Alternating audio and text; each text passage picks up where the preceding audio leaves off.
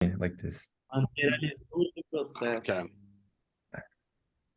Yeah, so we'll start the meeting with one more lottery. So we have any more names, less names? Less chance. I love that we're never gonna be able to tell if it was Eduardo or Caio because it's like the same color.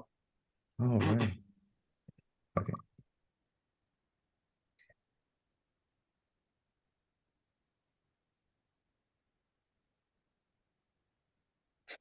Okay. Well, I think you can Yo, tell. Caio! Close. Ooh. Okay, it's Caio. I thought it was going to be Rafael again. Like the people who say they are interested in the presentation, usually they get picked, like Renzo last time. Should we keep on doing during the meeting, or do you prefer before? I was meaning to do like a poll for that. A poll for what? Sorry. Or like, do you guys prefer to do this lottery at the beginning of every meeting or in the beginning of the day or Sunday so that people can organize? I mean, Yeah, I think it would be That's a better good if we question. did it out before the meeting, just for the sake of people who are chosen and they want to make an extra effort to come. Like if they rather than just listening to the or watching the video afterwards. So if we could do it on Sunday or Monday morning, it's a greater chance that whoever gets picked manages to Yeah. be, during the meeting present. yeah. If I keep forgetting, it will keep being at the beginning of the meeting. Yeah, I mean But- it's our our fail safe, but Okay.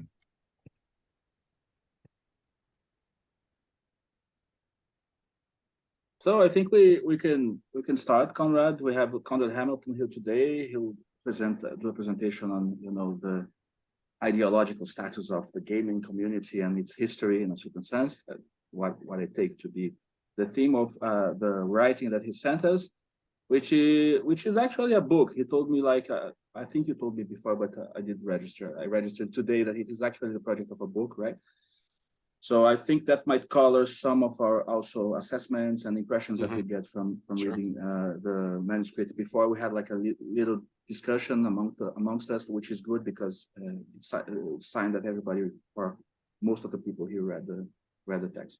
So Conrad, take it away. Okay, well, thank you, STP, for the chance to present here. I'm glad we have what is it, like 13 people. This is the same as the Last Supper, so you know how it is, right? It's like the more people, the less important. But with 13, we're good. This could be a real world historical event. But not to be vainglorious. But no. So this book is called and I say book. In fact, it started out as an essay. The text. And I was told by someone that if I wanted to get a job in a literature department, that I should write an essay on games, because I was talking about games. He was saying, well, you can spin it as literature. And that plan sort of fell through rather spectacularly. I didn't finish the text, nor did it turn out to be remotely useful in that application. But then I was left with this like 14,000 word essay. It was getting too long just to publish, simply. So I thought, well, why not just, kind of go full on, get it up to like 25,000, then it'll be like capitalist realism or something.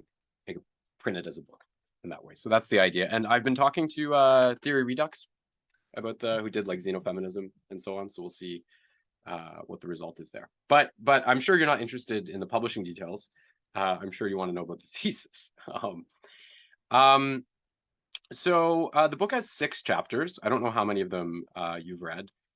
Each of them, I think, deals with significantly different subject matter in its own way. And I'm not going to go on for too long, but I would like to briefly walk you through those chapters. So the first one is actually the shortest in the entire book.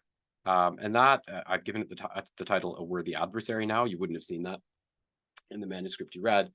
But that sort of deals with the war between gamers and the ubiquitous film critic Roger Ebert from the years of 2005 to 2010. Just sort of a nice kind of pop cultural springboard for the rest of the analysis.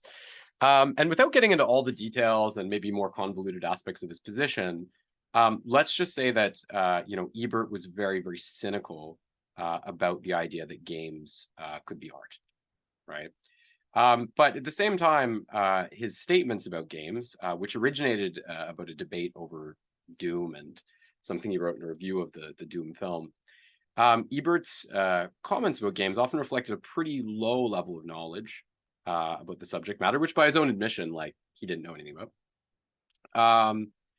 And eventually he kind of backed down from his initial position, right? Eventually he took a more qualified approach, and he basically said, I'm not gonna say that games can't be art. If you enjoy them or something, maybe they're art for you.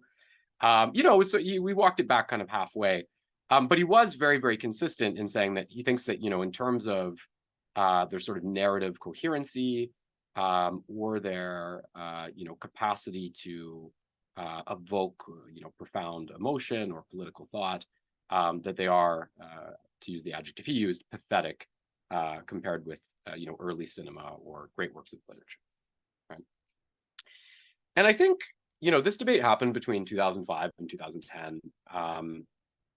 And there were these sort of episodes where, like, Ebert would write a blog post, and there'd be like 18,000 angry comments. I think he says at one point that, like, the negative comments he received were like longer than like David Copperfield, Anna Karenina, blah, blah, blah combined, right? There's a pretty vociferous backlash. And an interesting generational clash as well. But, what's more interesting to me in a way about this whole debate is trying to understand how it feeds into the larger changes which occurred within the industry. So this is part of what I go through in the second chapter, which is called Art with Electrons. And I kind of take, I take the reader through some of the, the early stages of games, Space War and so on at MIT, a little bit about Atari in there. But what I really want to stress in that chapter, and there's quite a bit of detail if you go through it, but what I really want to stress in that chapter is that, at inception, games, at their very earliest moment of emergence, video games were a social enterprise, right? And we can kind of separate this out into two poles. So on one hand, you had arcades, right? Before you had microprocessors, right? You had games in arcades, and Atari, of course, was being famous for being the first company that actually went sort of with digital, because we had pinball machines and stuff before, but they brought digital to the arcade setting. And arcades were sort of social by their very nature. You go there and you play Pong or whatever, other people would be around.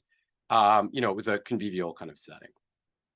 And on the other side, you had the ARPANET, right? So if you look at a lot of the first sort of computer games that were made, a lot of them were actually attempts to transpose, and this, is extremely specific with respect to the demography. I think I talk in the text about kind of the 70s, and sort of geeks who, smoked copious amounts of weed and listened to Led Zeppelin and read Tolkien, those kind of.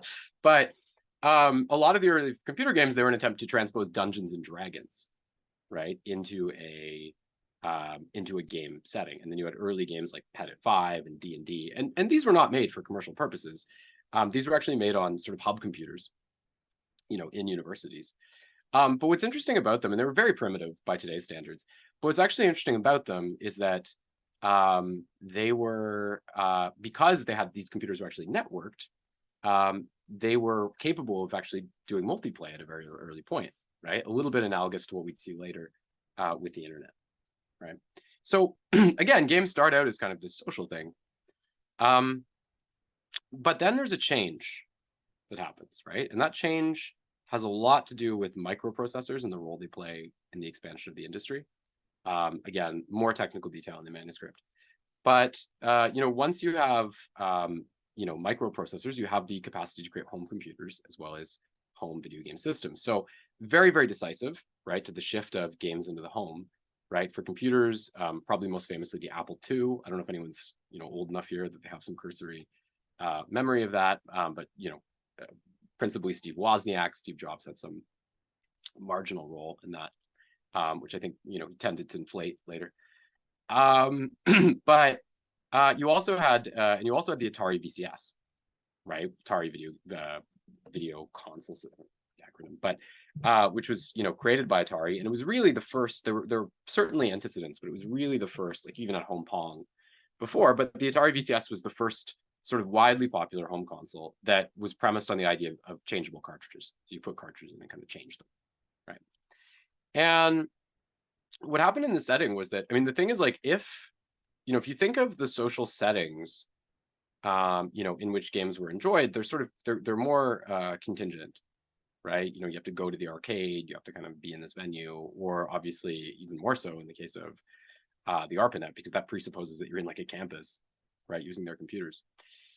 So for games to actually expand their market, what it meant was going into solitary homes, right? You know, through home computers, through things like the VCS. And they did that. And I think this really, and I tie this together with the beginnings of the perception that games are art. Because I think that what really happens is that games become, you know, as strategic reductions in player freedom are favored, in order to streamline games for a kind of single player setting, which was more amenable to that form of consumption. Games become interpreted more as an art form, and more specifically even as a narrative art form, I would argue. So, you know, I think it's really interesting if you look at Atari in the early days.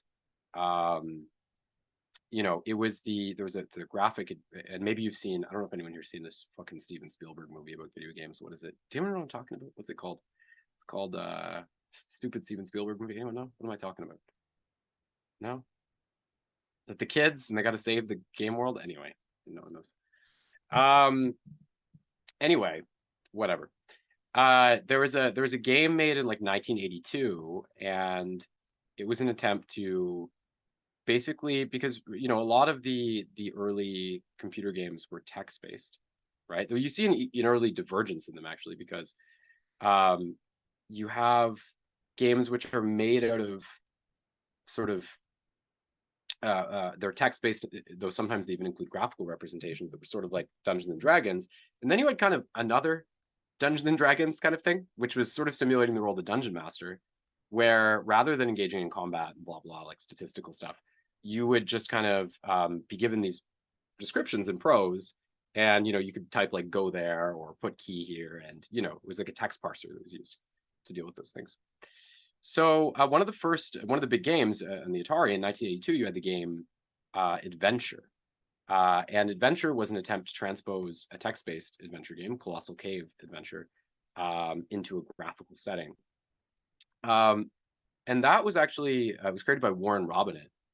And that's actually really interesting because, you know, as these, and I think this is different than the social context because, you know, these were more collective projects in the universities, but as we had these designers who were working for companies like Atari and making games, they started to say, well, look, like we're artists, right? Like, you know, we want our name on the box, right? Like we want money, we want royalties on every sale, right? And there was a guy who ran Atari at that time called Raymond Kasser, who actually worked in a towel business before he ran games, which I find hilarious. They called him the Towel King derisively there. But he was like, you're no more important than the guy on the assembly line making the game, right? That was his stance. And as a protest against that, in Adventure in 1982, Warren Robinett, he actually included, I guess it's called like the first game Easter egg, but it was a chamber you could access if you knew how to. And if you went inside, it said created by Warren Robinett. So he gave himself a credit, but hid it inside a room. And this is actually mentioned in the stupid Spielberg film I'm talking about, which maybe, you know, degrades the insight afforded by the point. But anyway, so again, I think it's really the shift to games being these sort of products, like not so much social, these kind of products that you take home, you play, right? There's a start and there's a finish, right? They often are based on more or less linear narratives.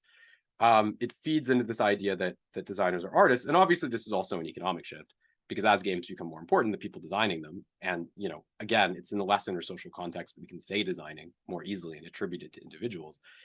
They're like, give me money as well, right? So that's a big thing. So anyway, Atari, you know, I think as anyone who knows something about the history of games know, Atari blows up around 1983 because they make a terrible port of Pac-Man. It's very ill received. And they also they make a game of E.T. And it was rushed and it was horrendous. So maybe not as bad as people think, but horrendous. And they made more cartridges of ET than they actually had Atari VCS systems at that time. So what happened was the game was a bomb, and they lost a ton of money. And they actually ended up having to deposit all of the surplus ET cartridges in a desert, in a landfill in New Mexico. So, and a few years ago, someone found that, made a documentary. There's this landfill in New Mexico filled with these ET cartridges. But in that, so after that, what happens is that you basically have Japanese companies swooping in to fill the void. And Japan had a pretty robust technology sector. I mean, it was a very developed country. You know, we can trace that back to like, you know, the Meiji Restoration and their auto modernization. But even after World War II, America was giving a lot of free technology transfer to places like Korea and Japan and Taiwan, also to sort of obstruct the rise of China and be like, look how great capitalism is in East Asia. You don't want to be like China, you know, that kind of thing. And so Japanese companies kind of came in and filled the void. And I'm sure now we're getting into stuff you're familiar with, Nintendo Entertainment System, right? Super Mario Brothers, you know, Miyamoto's game being a big industry moment in that way. Because, you know, after 83, people thought games were like a fad. It was like rollerblades or hula hoops. They're like, it's just over, right? And then Nintendo came back and was like, oh, fuck, this is like a real thing, right? But I think if you look at this whole period, it seems to me, and like, you know, I think the games of that period have a special place for us because of the ability to control variables in this way, as well as, you know, just the fact that, you know, financing was beginning to occur, but it hadn't become totally monopolized and technology was changing quickly. But if you look at the games in this period, they do still remain mostly within that, you know, here's your sort of pre-established challenge. You know, there's a certain script you're going to follow as an individual player. Again, I don't mean to dismiss like great masterpieces, you know, Super Mario 64, you know, and so on and so on. But I think the thing is that, so I think that what really happens is that, you know, there's an interesting convergence here, because if I understand the Ebert debate properly, I think the main effect it had on gamers was that they didn't subscribe to Ebert's position that games are not really art, or skepticism towards them in general. But he did raise an important point in a way, which is like, if you look at Ebert's writings, he would tend to make a lot of comparisons to like novels and films, right? And I think people started to be like, is this the best way to look at games? But that itself is attributable to another change, right? Because I already pointed out this era of atomized sort of solitary gaming was very conducive to, you know, games that I think were more commensurate with a narrative-based model. Not to say it's perfect. But really what you start to get in the late 90s is you get the rise of the internet, right? You know, in some of the first big online games at that time, you have, you know, Command and Conquer Gold and Quake, StarCraft, which just becomes enormous and even leads to a sort of professional gaming circuit. And there's some detail on that in the book, which I think is interesting as well. I won't get into it here. But I think one of the effects of this is that and you see this with StarCraft, as the internet emerges, the model begins to shift. It's not like, you know, okay, here's your narrative game, you know, go from A to B, right? And to be clear, like lots of games, you know, even in the earlier period, did not follow this, right? Like Tetris does not conform to like a narrative model, right? It wasn't an internet game, but you get my point. You know, I think what more and more happened is you had, and StarCraft's really interesting this way, because StarCraft had free online service that ran pretty well. The graphics were a little bit arcane even when it came out, which was all the better in a way for its global diffusion, because it meant they could be played on computers without 3D cards and so on. And so the success of StarCraft in South Korea is very well known. But StarCraft would be interesting in the sense that StarCraft, you know, the popularity of the game, like, so if you make a game like, okay, here's the story, beat it, okay. It's almost certain that the popularity of the game is going to peak out, you know, at some point shortly after the release and then decline. StarCraft's popularity kept growing, right? And without breaking down all the details too much, the big cause of that is basically the fact that you could create content, right? I mean, not only do you have this big community online you could keep playing with and strategies that were continually transforming and so on, you could actually create content, right? You know, for example, if new, I mean, Blizzard helped with balance patches, but if new strategies were devised that unbalanced the game, map makers would respond by creating maps that accounted for that. So it actually had like a self-correcting kind of like ecosystem. And you could also create maps which were not based on the idea that it really subverted the conventions of the game under the heading of use map settings. So you could just create a kind of like RPG in it or adventure game or something completely different.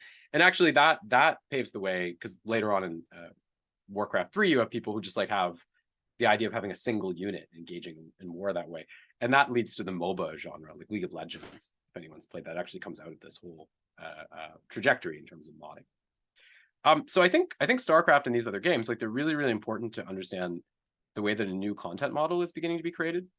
And that content model is based on the idea that, okay, well, like, why are we spending all this time like making these fucking games with like a short shelf life, when instead we can just get players to make stuff for us, and then we can just like profit from that, right? So we can reduce our role to a curatorial one, infinitely renew our product, and blah, blah, blah, blah. But I think this really, you know, this as a model, as it begins to take hold, it starts to pose problems.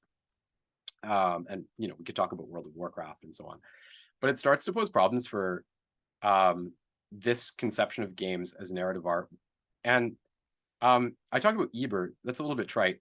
The most kind of formidable formulation of this is usually attributed to Janet Murray.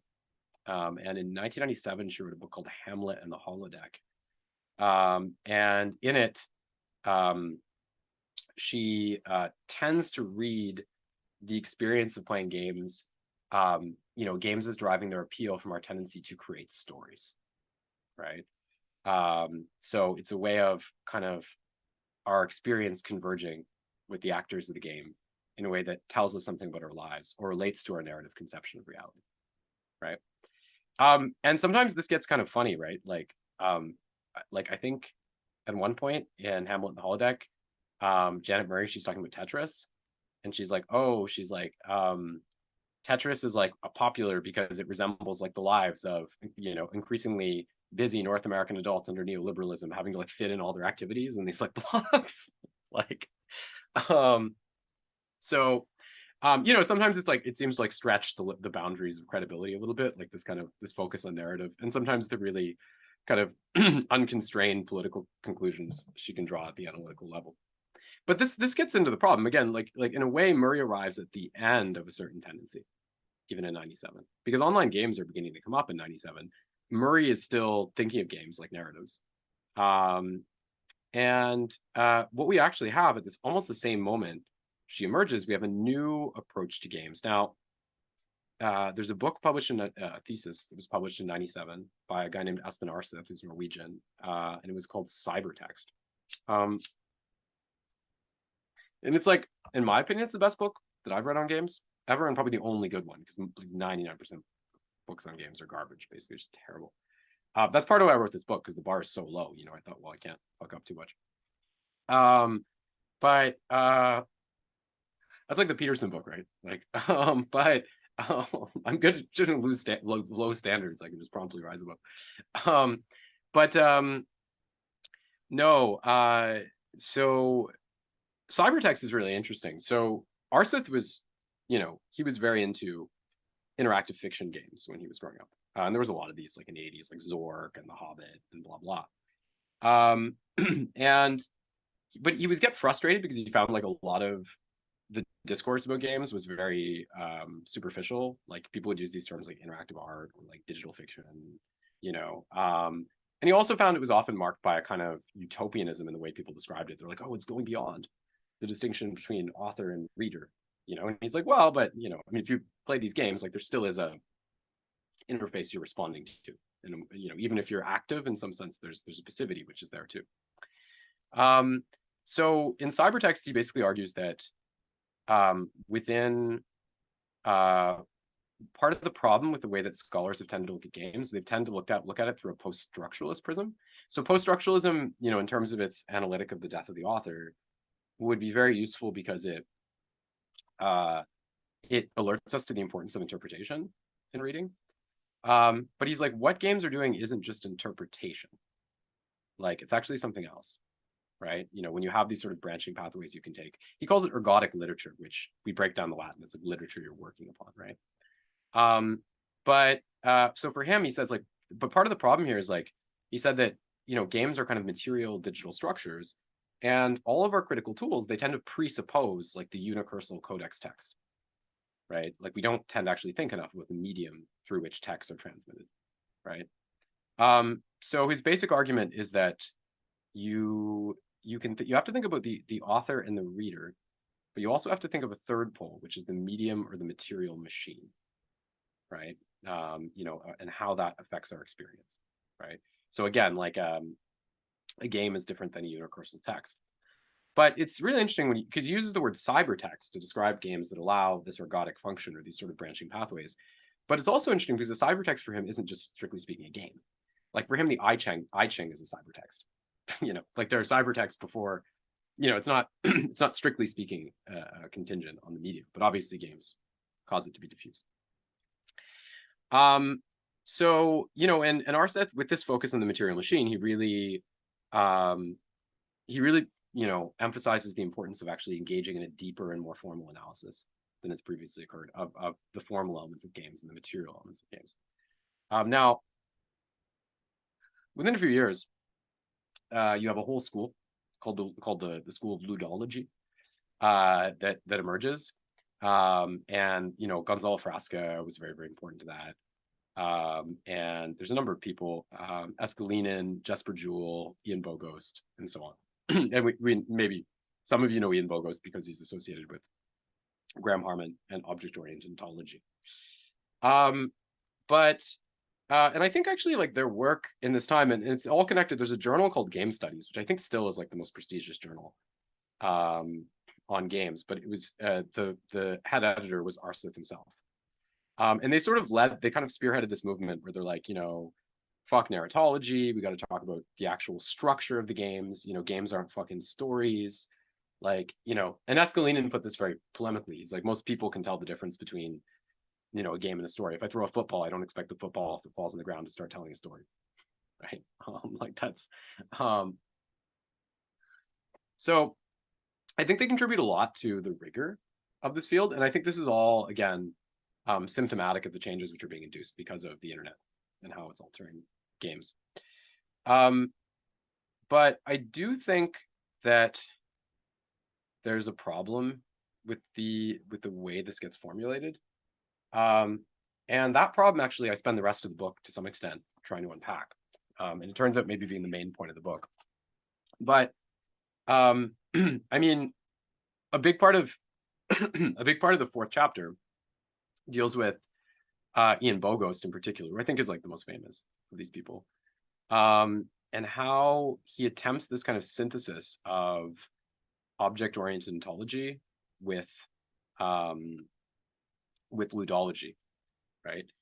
So you have these, you know, guys who wrote about games before the ludologists, like before video games, like Johan Huizinga and Roger Caillois. And I take some time to talk about that. But I mean, I think it's kind of interesting to me because, you know, there's a book by Bogost that he wrote in 2000. It was published in 2016. It's called Play Anything. And you can see the synthesis sort of fully at work. Bogost's thesis is the idea that, you know, we always say it's important to have fun, but we don't actually know what fun is. I love this concept as a concept for the book. It's like, okay. But we don't actually know what fun is. Fun is not just when you fuck around and do nothing. Fun is when you assign rules in life, and you know, you can sort of function within those limits or challenge yourself in relation to that. So he starts out with this analogy of his daughter, like, and she's on some boring shopping trip and she's not stepping on the cracks. And he's like, oh, she's making this situation fun. And that's often what we don't do. What's really interesting about the book is the way that it, and like, so this is kind of the thing, like ludology as a whole, it had this really strong like anti-political element to it from the beginning, right? Like you can go back and like read Escalina and they're like, oh, this political stuff is like bullshit. We got to talk about games formally, you know? And you see this in Play Anything, because like it's really interesting. Is Bogost always like sets aside, he always kind of trivializes like any kind of political engagement. So he's like, oh, we have to get away from ironoia, which is the tendency to like, see everything through like a cynical prism. And this just becomes very funny to me. Like he'll be like, you think Walmart is like a terrible, business that like, like destroys the environment and like, relies on cheap manufacturing and ruins local economies. He's like, maybe it's true. He's like, but if you go in it, it's fucking cool. He's like, I started a whole Tumblr account about that, just convene with this Bible of prosaical miracles, stuff like this. And he's like, you think Filet-O-Fish is a banal sandwich marketed at a fast food store? He's like, when you reverse engineer a Filet-O-Fish, it becomes novel as fuck, like, and that kind of thing. So this is sort of his thing. And obviously this is all like, I think the worst example in the book is his comment on what is it? It's like his lawn. And he goes through this whole thing and he's like, it's this whole trauma about how he like his lawn got fertilizer burn, and he's like in this competition with his suburban neighbors, like get the best lawn. And he's like, as my lawn began to fail, all the political concerns I had began to seep back in. He was like, why do we even have a lawn in the first place? He's like, why don't I help like a cycling ordinance committee and like have a less like ecologically damaging lifestyle? And then he's like, but these are just excuses I was giving myself. He's like, I need to play the fucking lawn. So I think this is really interesting, like, and the anatomy of this is quite complex, but I think it's very interesting because he, when he tries to synthesize object-oriented ontology with ludology, he relies a lot upon Johann Huizinga, earlier thinker, Dutch guy. And I don't want to get into all the details of Huizinga's book, but Huizinga basically would be important because he sees play as interior to culture itself. So in his book Homo Ludens from the 30s, he's like, oh, well, you could think games are a product of culture, but in a way games are culture, right? Like, if you have a legal system, right, where you play like a game instead of just engaging in like unironic acts of retributive violence, then in a way you're subjecting it to a gamified sort of logic, right? So for him, the play element is essential to the foundation of culture itself. He talks about logic and the Greeks, for example, in this way. But also like play is a very, very important part of human societies in terms of, kind of refining people and raising them to the level of culture, because like both participants have to accept a kind of a certain level of equality in the field. They have to accept, to adhere to certain rules and so on.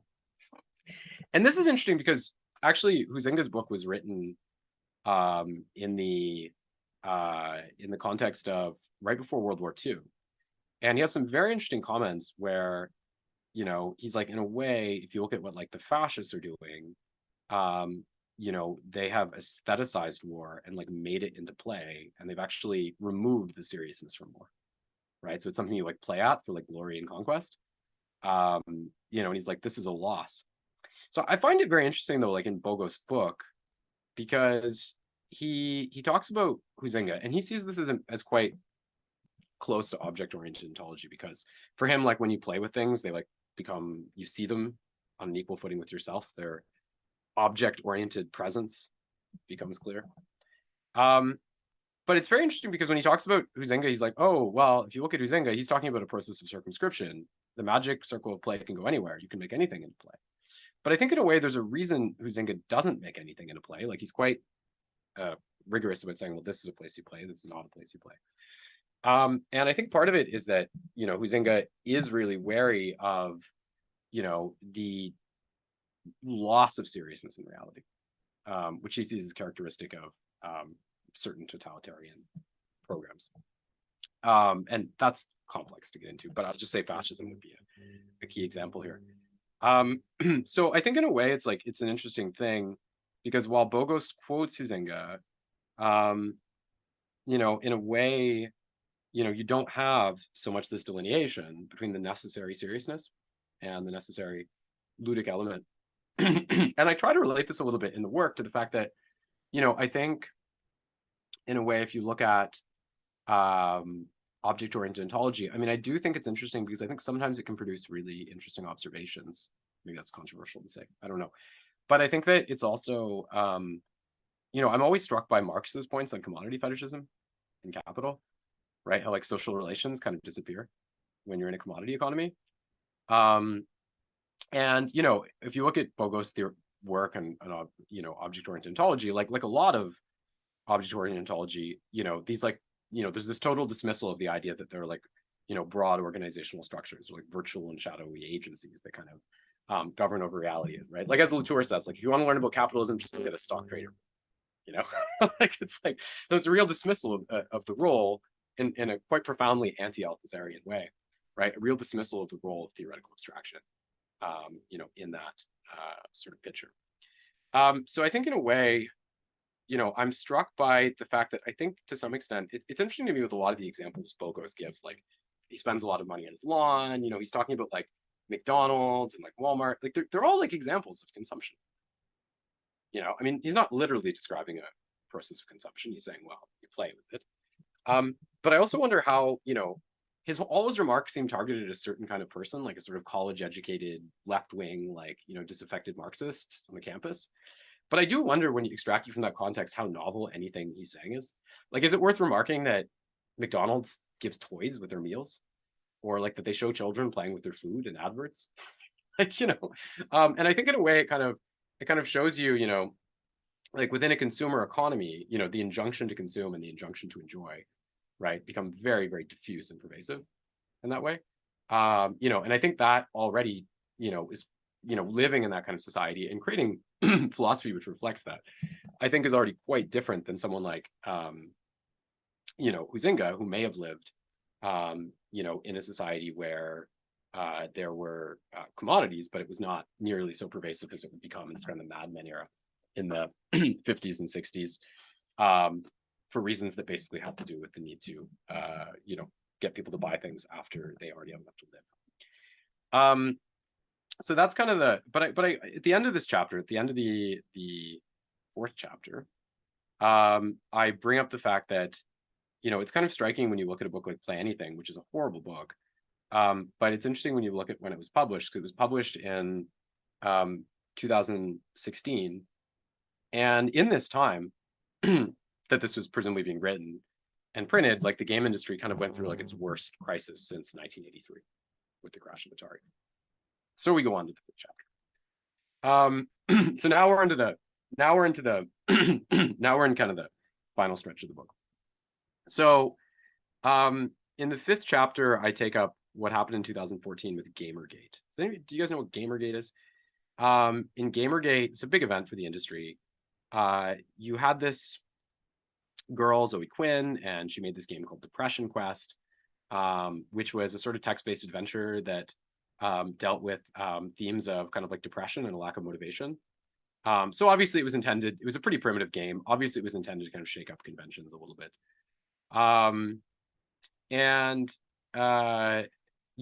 Without, again, getting too much into details, there was a lot of criticism of this game by sort of guys on forums like 4chan. And then it was discovered that a long blog post was written by a former boyfriend of hers. And he said that, she cheated on me while we were together. It was this really elaborate post basically about how she was like a slut, like 9,000 words or something. And the people on 4chan or whatever, to double check, they noticed that the person that she cheated with, Nathan Grayson, he was also an employee at a website that gave her a good review. Now, he never reviewed that game, but for whatever reason, this whole thing was called Gamergate, and it was supposedly about this issue about corruption in game journalism, right? But as you can probably imagine, based on its fairly unscientific premises, this very quickly degenerated into attacks on anyone in the industry who was sort of perceived as like an SJW, or people who were like corrupting and destroying game culture. Like there were a lot of violent rhetoric leveled against Quinn. She had to leave her house because of a bomb threat. I think at one point, there were people like Brianna Wu and Anita Sarkeesian who were threatened and had to have security and all of this stuff. These sort of like, feminists who make these videos, feminist frequencies, like feminism in games. But in the fifth chapter, I try to kind of explain what happened in this. And what I kind of point out is that, inevitably, and this is led to, I think this event really leads to a certain segment of the gaming community beginning to identify strongly with the far right. But what I point out is that, you know, in a way, this was like a distorted reflection of a real crisis within the industry, right? Because if you look at the economic level, you know, there's been a big problem with games because I guess I could try to simplify here a little bit, but you know, their prices have either stayed the same or in some metrics, if accounted for inflation, actually decreased. Like Super Mario Brothers 3, I think would be like $130 US today if you bought it at what its price would have been when it came out. But at the same time, game budgets have increased quite massively. So you know, this is so like there's a larger mass of profit being made by the game industry than ever before. The problem is the profit rate itself has become tremendously depressed. So, you know, I think you know, if you look at a game like GoldenEye 007, it cost $2 million to make, and it made $250 million, which I think was actually more than the movie GoldenEye, despite it being cheaper, obviously. But if you look at a game like Cyberpunk today, you know, I think that cost $333 million to make, and it brought in $1 billion, right? So this is like a big difference, right? You're talking about like, you know, multiplying the initial budget by 125 versus multiplying it by 3, right? And this has basically resulted in the depression of the old profit rate has resulted in all kinds of, really for the past 20 years, you know, has resulted in all kinds of different tactics being used to try to curb it. So like in the early 2000s, like the purchase of used games was declared like alienable property in the form of buying used games was declared to be like a sin by the game industry.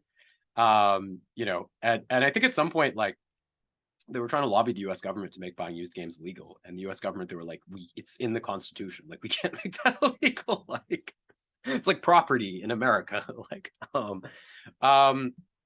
so, but actually this resolved itself because a few years later, and this is one of the other solutions they had, they basically got rid of stores by bringing in platforms like Steam, which kind of cut out the middleman and erased a lot of jobs in the process.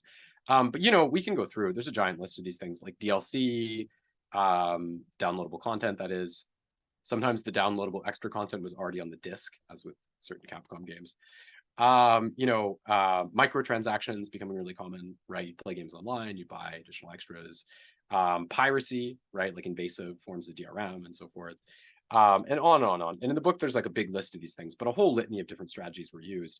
And another thing that, you know, started to happen was that as projects became riskier and riskier because of this depressed rate of profit, you know, you had more and more mergers. So even like, you know, you can see this even in the 90s and the 2000s, like Electronic Arts eats up like Origin and Bullfrog. But, you know, Square and Enix merge in 2002 after Square made the awful Final Fantasy movie and lost all this money. They had to be saved by Enix. But now this has reached like crazy levels, right? Like in the past few years, Microsoft bought ZeniMax, who control Bethesda and thus Elder Scrolls, Fallout games, and also id, like Quake, Doom, and so on. They bought ZeniMax for $8 billion, which at the time was the second biggest acquisition in the history of games. In 2021, I believe, they bought Activision Blizzard, itself already the product of the merger, for like $86 billion, which was easily the biggest acquisition in history. And in one shot, Microsoft got Call of Duty, Candy Crush, StarCraft, Warcraft, Tony Hawk, blah, blah, blah, Guitar Hero. I mean, it was like a quarter of the big brands they just bought like that. And that might yet be blocked by the threat or actuality of antitrust proceedings. We'll see, but you see the way that monopolization is used as a strategy to deal with this. So this has led to a lot of, you know, and also this has really been an impetus just for the changing of the whole model of how games function, right? Like, you know, the thing is, like, it's just not that lucrative to like sell people games for $60 one pop, right? When budgets are as high as they are. So more and more you have games like Fortnite that are free, but then you pay extra when you go on. You can even see this as far back as World of Warcraft. Like, you know, if you were subscribed to World of Warcraft for 5 years, you paid $600, which is starting to be, you know, get the profit rate kind of up at that level, right? But, you know, the crisis of the industry also feeds into sort of the diversity politics, which I find very interesting. So if you look at, you know, as game budgets began to increase, there was a real need to, you know, expand the demographics they appealed to. And we can, again, trace the antecedents of this. Like, Nintendo eschewed like violent martial themes in the 90s. I remember a great story about Nintendo when they bought the technology to make a game called, fuck, it was like Starfighter or something, or Star Pilot. And then Miyamoto, he went to a Shinto shrine and he saw a fox. And then he like called the British designers, like Argonaut Design. He was like, no. He was like, not Starwing. He's like, Star Fox. Like, I was like, because they love these animals and stuff. You know, they had a broader appeal. And Nintendo, you know, Tetris was like a huge hit. The Rush game that was developed by the Soviet Academy of Sciences, the puzzle game, was a huge hit with women as well. And Maxis as well, right? SimCity, games more about construction than destruction. You know, they made The Sims, which was like maybe the biggest game ever with a female demographic. Though I also probably find it, you know, just as depressing the fact that male gamers are obsessed with military shooters as that women are obsessed with a game where you decorate the house and woo the neighbor. But anyway, we are what we are.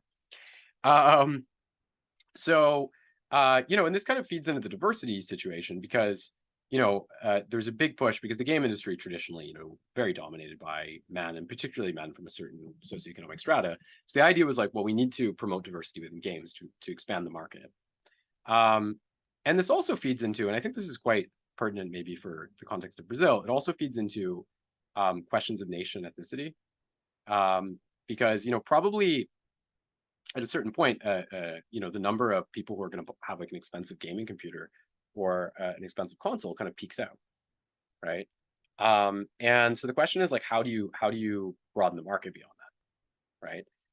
And mobile gaming has done a lot to do that. Like in a lot of third world parts of the world, like people don't have console, they do mobile gaming. And I think I mentioned at some point that like in Brazil, like you guys have like the Sega Genesis has remained popular for like years and years and years. So like it's amazing the stuff you can get on Sega Genesis in Brazil. They have like Guitar Hero on Sega Genesis, and like it's like new games. They make The Sims, they make like new games on Sega Genesis, and people still have this. So that would have been one way that people in the third world might have accessed games, you know, using old systems, for example, before mobile phones. But mobile phones help with that. Now maybe game streaming, the idea like that you don't buy a console, it's like finance, so you pay like $10 a month and you get access to like a Netflix style service. That I think is now being tipped as like a big way that they'll be able to extend through different demographics. But I mean, obviously, if the Western gaming industry, or maybe it's better to say the gaming industry of the imperialist triad, obviously, because Japan exists, come on, let's be honest. Obviously, if they want to, you know, conquer the world and developing markets as well, like China, there's going to be like a higher level of sensitivity that's kind of needed.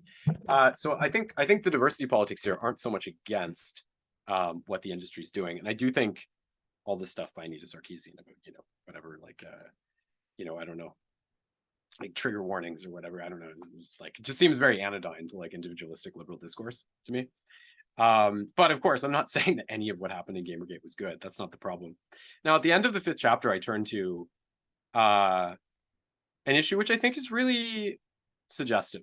And you know, one question I ask is like, why was the gaming industry so weak to respond to this spread of sort of fascistic ideas, right? And I think what I'm trying to argue here is that, you know, Gamergate, you know, in a way, you know, because journalism was one of those things, right? They got like, you know, the independence of the gaming media was completely also deprived, you know, in the drift to in the pressure to maximize profits, right? So game companies would, you know, pay for all the advertising in magazines so they could control what they wrote, right? People would be fired if they didn't write the right thing, right? You know, and it was always like if the media, you know, bashed like a new game that had a big budget, it would always be kind of like, you know, like treated as like irresponsible, like they're sort of like unruly children who aren't properly potty trained. It's like, don't you know people are losing their jobs here? Like, what are you doing? This kind of thing. Like, and so I think even this protest against gaming, you know, the corruption in gaming journalism and some aspects of the industry, it ends up being like a really, really confusingly formulated like attempt to reject some of these forms of corporate encroachment. And I turn to, I think Adorno says that, you know, in fascism, like the personalization of abstraction becomes a kind of substitute for knowledge, right? You know, and then I think that this, you know, this tension within the industry itself, right? It becomes like, oh, like women are the problem, or like, you know, like SJWs are the problem. I mean, at worst, that's like a very, very banal symptom of a larger case. But I think in a way, you know, I want to ask myself the question, like, why was the game industry so weak to respond to this? And I think in a way, part of it was like, you know, you can give lots of reasons, like its development is pretty much concurrent with the rise of neoliberalism. I mean, you have a strong domination within the industry, not necessarily in terms of who plays games, but in terms of positions of authority by like white guys in the global north. You know, blah, blah, blah, blah, blah, blah. But I think, you know, it's also clear that they didn't really have much of a theoretical basis to actually resist any of this stuff, because ludology for years had been like, you know, it's weird. Like, if you think of what Gamergate was like, get politics out of it, you know, like as they say, like, don't make it political, you know? You know, we want games as games, right? And in a way, this is kind of like what the people in Gamergate were saying, right? Now, maybe they're not as articulate as our ludological scholars, to be clear. But, you know, I do think there's an uncomfortable affinity between those two positions. And I certainly don't think that people like Bogus would identify with anything like Gamergate, or he's like a fascist or something. That's not the point. I think the point is more that just the basic apoliticism that they propounded resulted in, or sort of furnished theoretical cover for these larger developments in a way that is quite troubling. Okay, so I turn to the final chapter. And the final chapter, the sixth chapter, I started out with this question about Ebert and like games and art. And the sixth chapter, which is quite intense, like as a chapter, because I'm trying to kind of get the book done. I'm like, fuck, I could finish this book. I turn to the question of, I say like, why? Because we could also talk about this thing, you know, the GameSpot thing with the people buying the stocks, or, you know, buying the stocks to drive up GameSpot's value and make themselves rich. It's really interesting to me that games have been such a political flashpoint in so many ways. And I want to ask the question of why they're a political flashpoint, which means asking the question of what kind of art form they are, right? And getting back to the original question. And basically what I argue in the sixth chapter is that I go to Arsith's book, Cybertext from 97, which is great. And I point out that Arsith, if you want to look at, you know, No Text is Innocent, it's a great book, No Text is Innocent. If you want to look at why his work feeds into ludology, in a way, a big part of the problem is the way that Arsith is like very conscious of how cybertexts differ from, you know, universal texts. But he doesn't assign that any political importance in a way, right? So, you know, if you look at the way he sees politics, he's like, oh, well, political, you know, technology isn't liberatory or oppressive. Political change can be actuated through any kind of technology.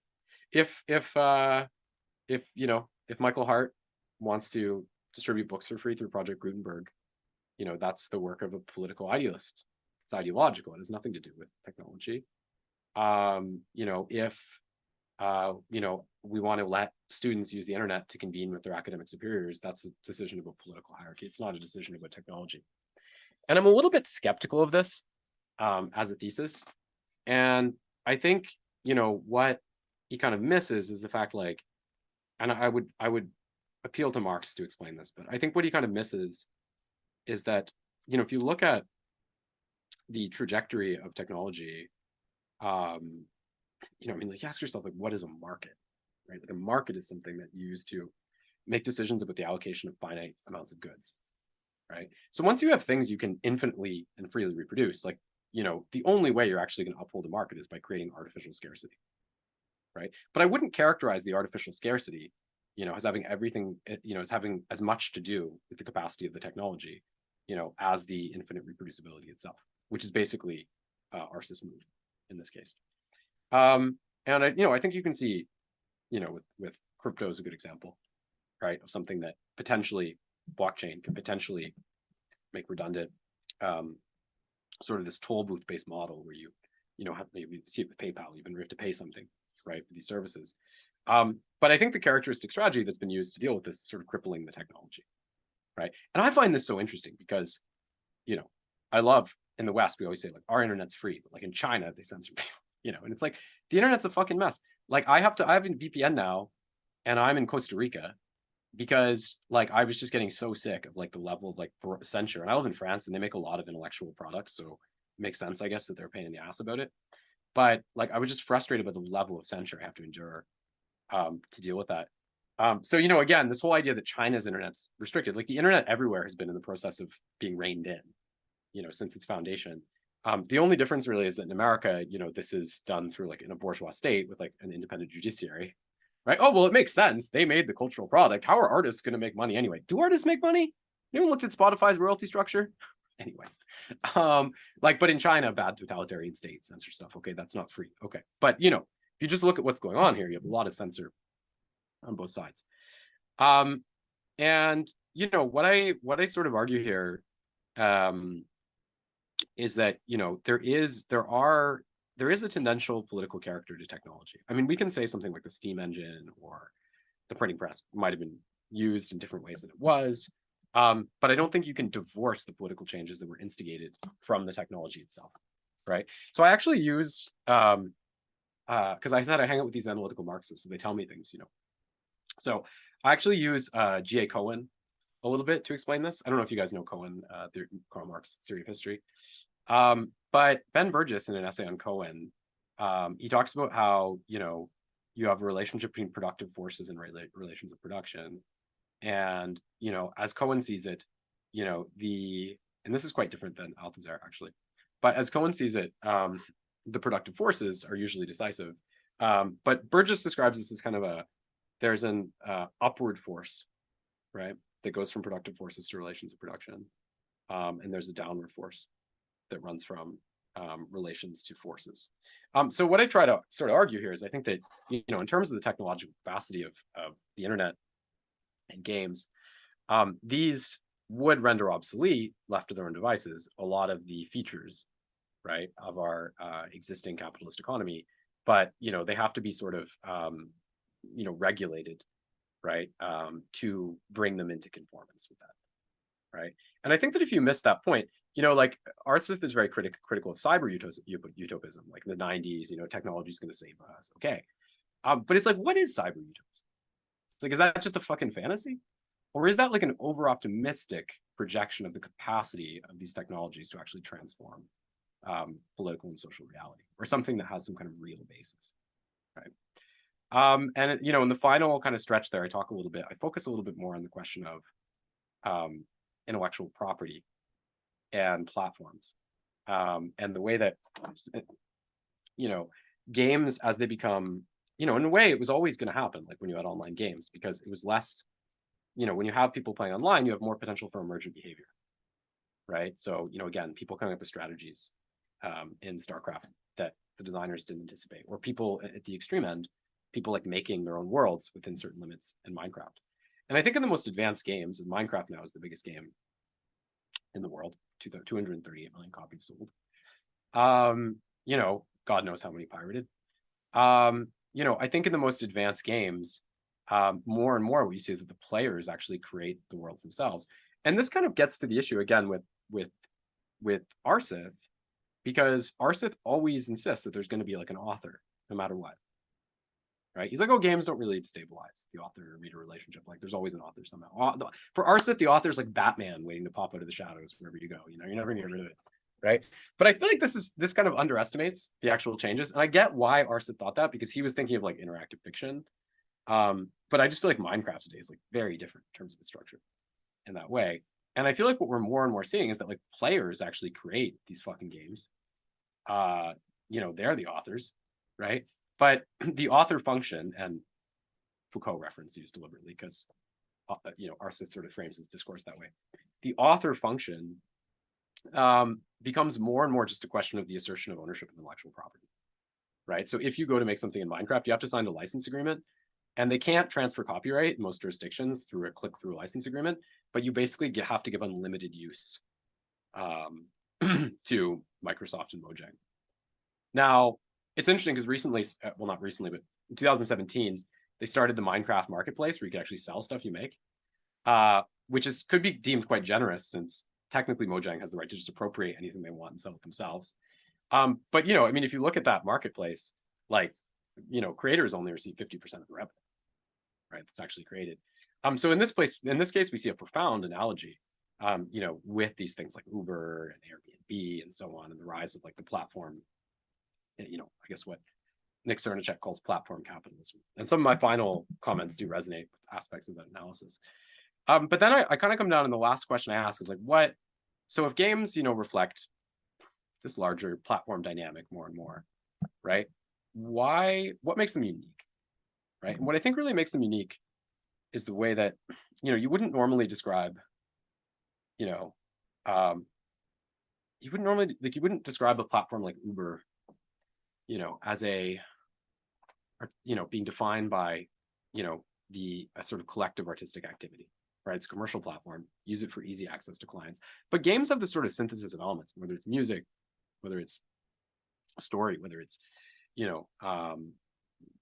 art, whether it's, the ludological aspect itself. There's a synthesis of elements that I think, does tend to be perceived as art. And I think what's very, very important there is that they kind of mirror, right? If you look at these games, and Minecraft is probably the premier example, because they kind of mirror, or kind of they're kind of metonymy or metaphor for a general economy. They show us that at the level of art and at the level of the author function specifically, right? So they mirror these larger capitalist relations, right? But they do so in a way that specifically problematizes a kind of authorial function, right? And there's more detail in that book, but I kind of conclude the text by basically saying that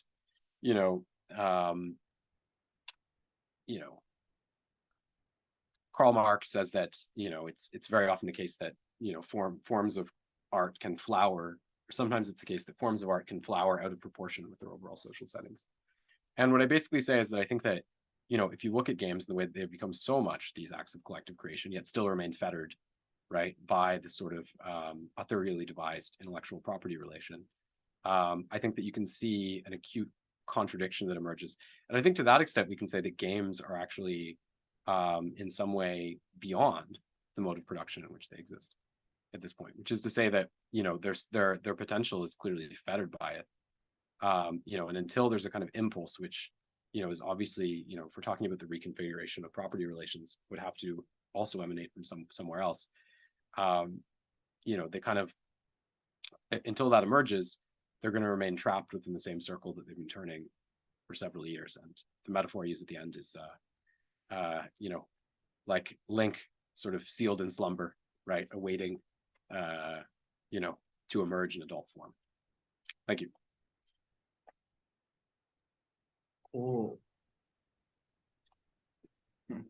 Thank you. Sorry, that went on way too long. It was long.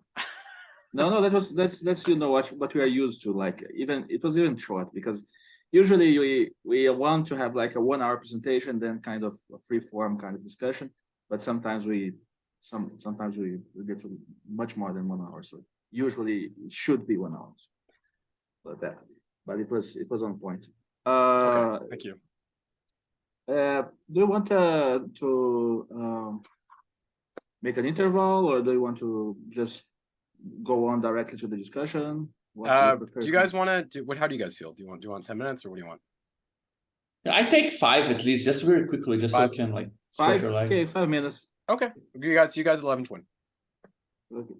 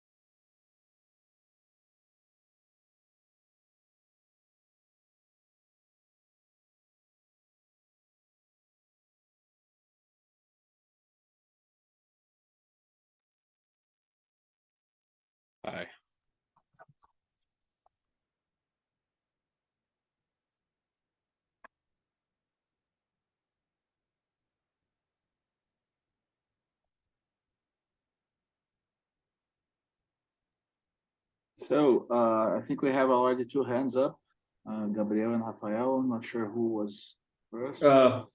Moscardi was first. Moscardi. Okay. Yeah. Can we start, Conrad? I mean, Can I the start? discussion. No, can we start like that? Yeah, start. Yeah, go ahead. Okay. Yeah. Okay, Moscardi, go on.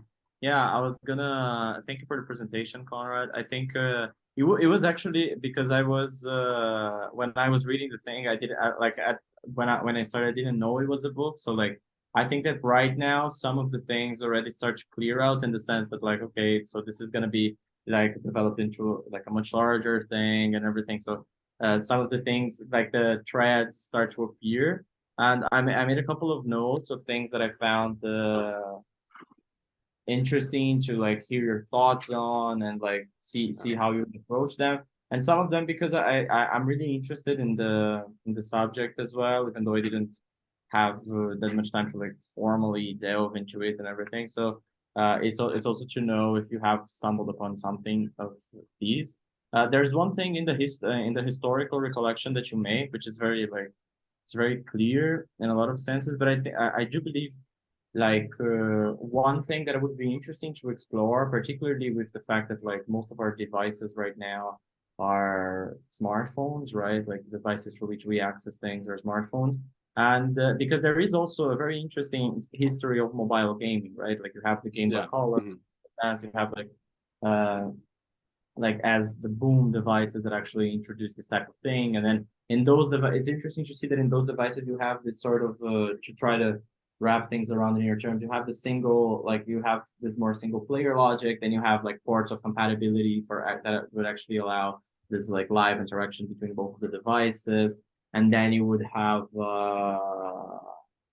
and then you would have something like the PSP, for example, which was an like, different ordeal with those very weird pieces of physical media that were, I think, like small discs, and then that thing that looked like a controller and everything. And now you have even like a Nintendo Switch, which is like a sort of a hybrid proposal of that, and like really makes it double down into like a console as a device. Versus at the same time, you have like a lot of I mean, I just find it very weird that like right now, if you talk about like the main if you told me, I don't know, 15 years ago when I was playing MMORPGs or something like that, and that most of the MMORPGs would be concentrated in phones right now, I would just like laugh at your face. I would say like, how so? Like, how the fuck can you actually transpose that type of experience to a mobile phone or something like this? You have stuff like Black Desert. I think like there's a lot of I think the new Lineage even, which is like a Jurassic entry, sort of very old traditional MMORPG are now concentrated on like mobile and everything. So I think that there is a good interesting point to actually see like how those things like to track this history of like mobile devices and mobile gaming also, because I do believe there's a point where it comes together that I think it might be important even for your argument, in the sense that like what is this sort of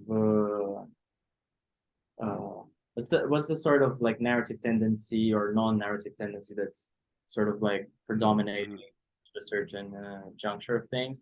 And that leads me to another thing, which I think there's something in the way that you built your argument that I think is interesting, but it should like I keep thinking, for example, about like the latest games that when you look, for example, like I think there's a lot of niche into gaming that I think should be that like when you're telling a story of like a certain type of game proliferating, what does happen to the other one? So we're talking about like non-narrative formats. What does it happen to the games that are actually narrative?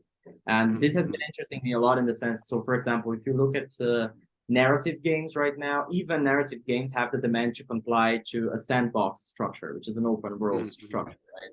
Which makes some of them very nice. I think it's a good challenge for some of them, but some of them just become very dull. Like, I don't know, why would I want to like an Assassin's Creed that is actually open world or something like this. Like what could it bring to me? Like that this is the configuration of a narrative that was otherwise much more focused in scenario detail and like this type of thing.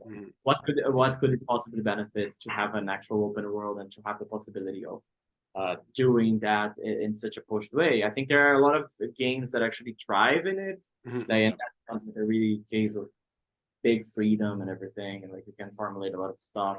But for some of them, I think there is a sort of push for all the franchises to actually comply to that particular format of the set, which is the least narrative thing you can do in an already narrativized sort of game in a way. So I think it sort of lacks this sort of like how does one thing play with these other genres and everything, and even with the recent thing about game adaptations, like I don't know, you have The Last of Us, for example, which is like it's a very amenable thing for making a TV series. But when you play the game, it's already like it's almost like they didn't adapt anything at all because the game is already so cinematic. It just feels like a movie. Like what are they adapting? They can just like if you I think the adaptation there really means like just take just take the screenshots, make them into like a screenplay format, hire an actor, and you're good to go. Just get someone, and like it's just and I do believe that this is a format that a lot of these newer games have, and like I'm thinking, for instance, like that one Horizon Zero Dawn. I think it's a very example of something that like it just looks like a movie. Like that looks very much like it by all parameters. It looks like it wants to be a movie very badly, and it's just even Red Dead Redemption for that matter, for example, which is a sort of springing down from the Grand Theft Auto type of lineage by Rockstar, but like it looks like it wants very badly to be a movie, and I think that this also might help to enrich and like how did the relationship between like video game and cinema actually works out and everything. So these are some of the things that I was thinking about. There's also a weird, like I think you mentioned it at some point, and it was like I think very nicely stated, like when you're talking about these alternate stories of console usage and media usage, and like particularly third world countries, and like in the case of Sega with Brazil, for example. And I think it's just it's a very interesting thread in the sense that the main line of accessibility. I do also like Horizon, Michael. We can talk about it. I really like. I want to play the second, but I just played the first one, and I was hooked. But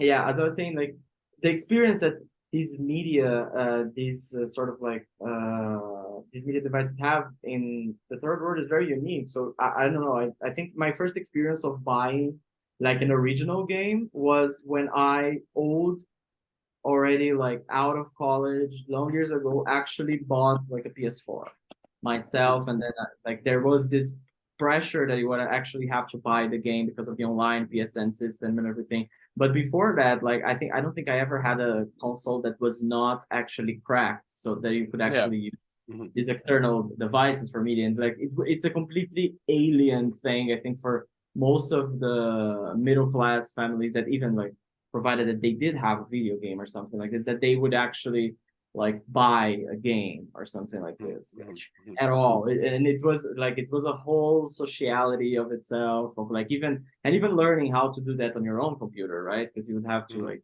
actually get the media. And then on PS3 that became increasingly harder, like in that generation already, like things were going down a little bit for Sony at least. But then like right now it's just like you don't actually have a sort of effective way of blocking that because of the internet, and so actually like bound to those mechanisms of stores and everything that you just have to make a signature plan, right? And like everything just has to become a world of having 1,000 signatures on your credit card every month. And the last thing, I think it's more like this is less about like a more sort of addition suggestion and more of like the dive into your argument itself. I think there's two threads in the end of your diagnosis, if I took them like correctly. I think there's one point that you want to make, which is actually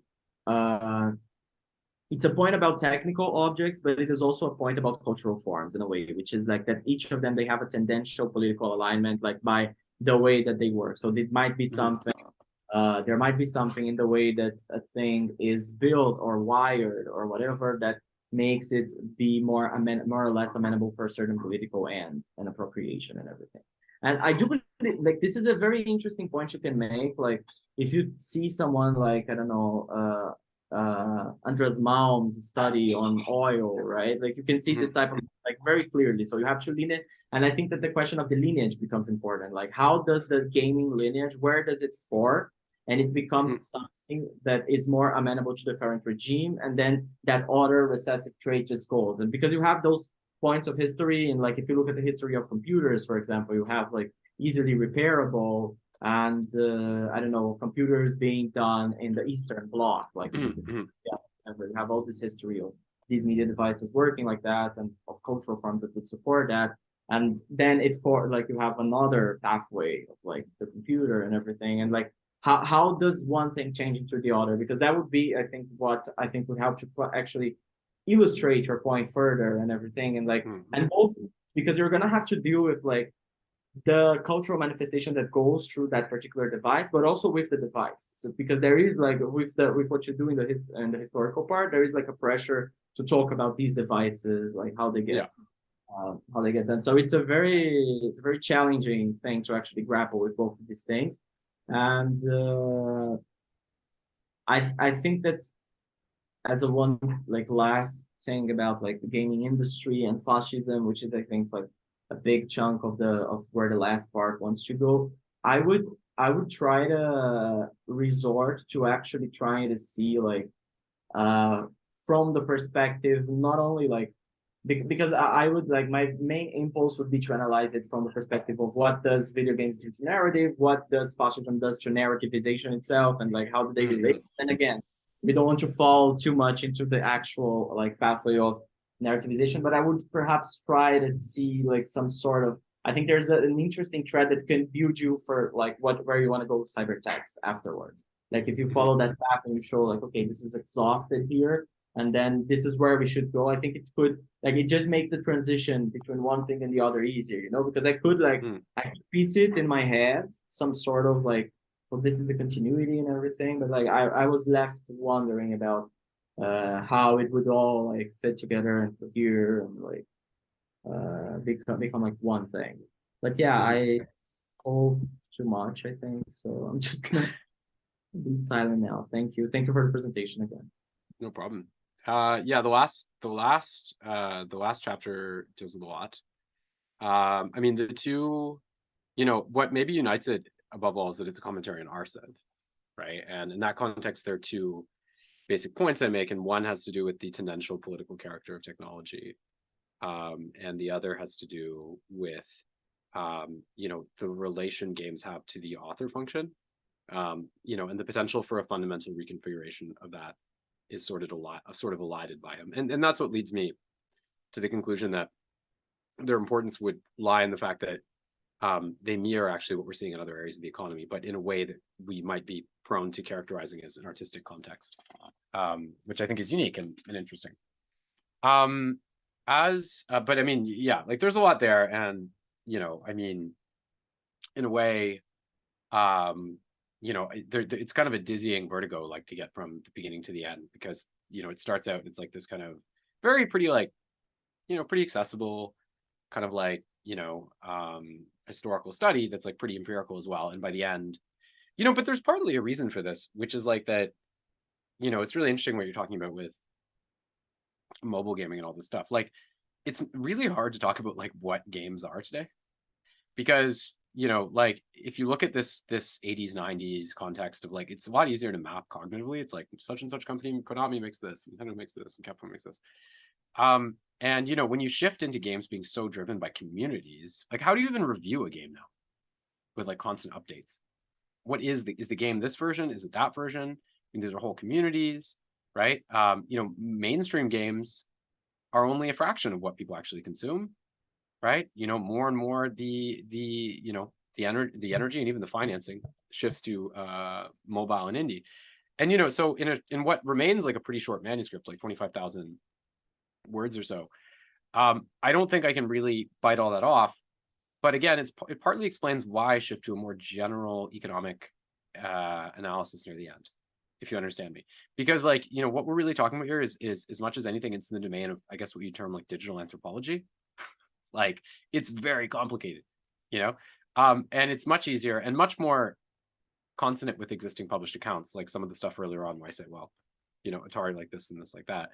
To talk about the game industry, I don't feel any, and maybe it's just also that I'm not like 10 years old and I'm not doing it as much as I used to.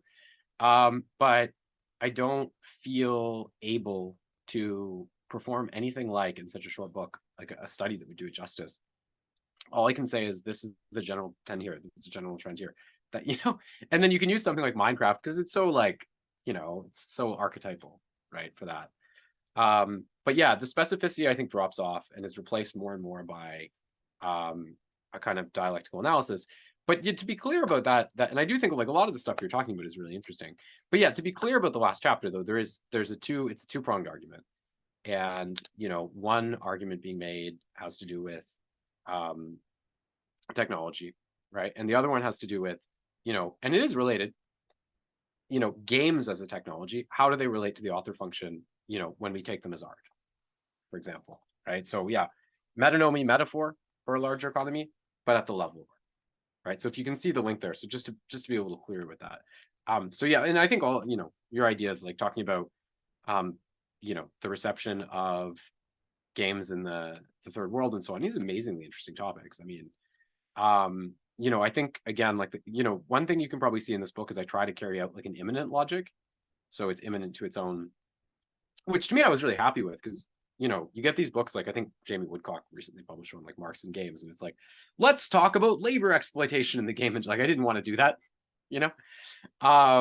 so I was happy that it's immanent. But I do think one of the problems with this kind of immanent analysis is like, you end up isolating a certain line of logical prefiguration at the expense of like, all these different, contradictions, or so it's not that sort of immanent logic or dialectical logic. It's not, and that could be a critique. It's not like a logic of overdetermination, if you understand me, which I think would require a much larger like to really do justice to and bring in the historical stuff, right? And maybe that's the next step, right? Is like, I think and it's actually, you're getting me thinking, because I think like, my own self-criticism of this, so to speak, could be that maybe it's too imminent, and then the line of teleological development, so to speak, that's separated becomes too much like, consoles in the West, mainstream games, how do they develop? These guys writing shit at the University of Georgia, okay, like Minecraft, the internet. I mean, it is even the question of like when games start. Like for a lot of Chinese people, movies started with Titanic. Like where do you start that story, right? So it's these are all really interesting questions. I suspect a lot of them are just fall beyond the ambit of what I could conceivably accomplish, but I think it's all very valid.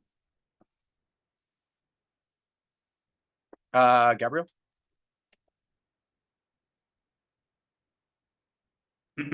Hey, man, first of all, thank you so much for sending us the text, for your presentation, which also I think clarified a lot of things.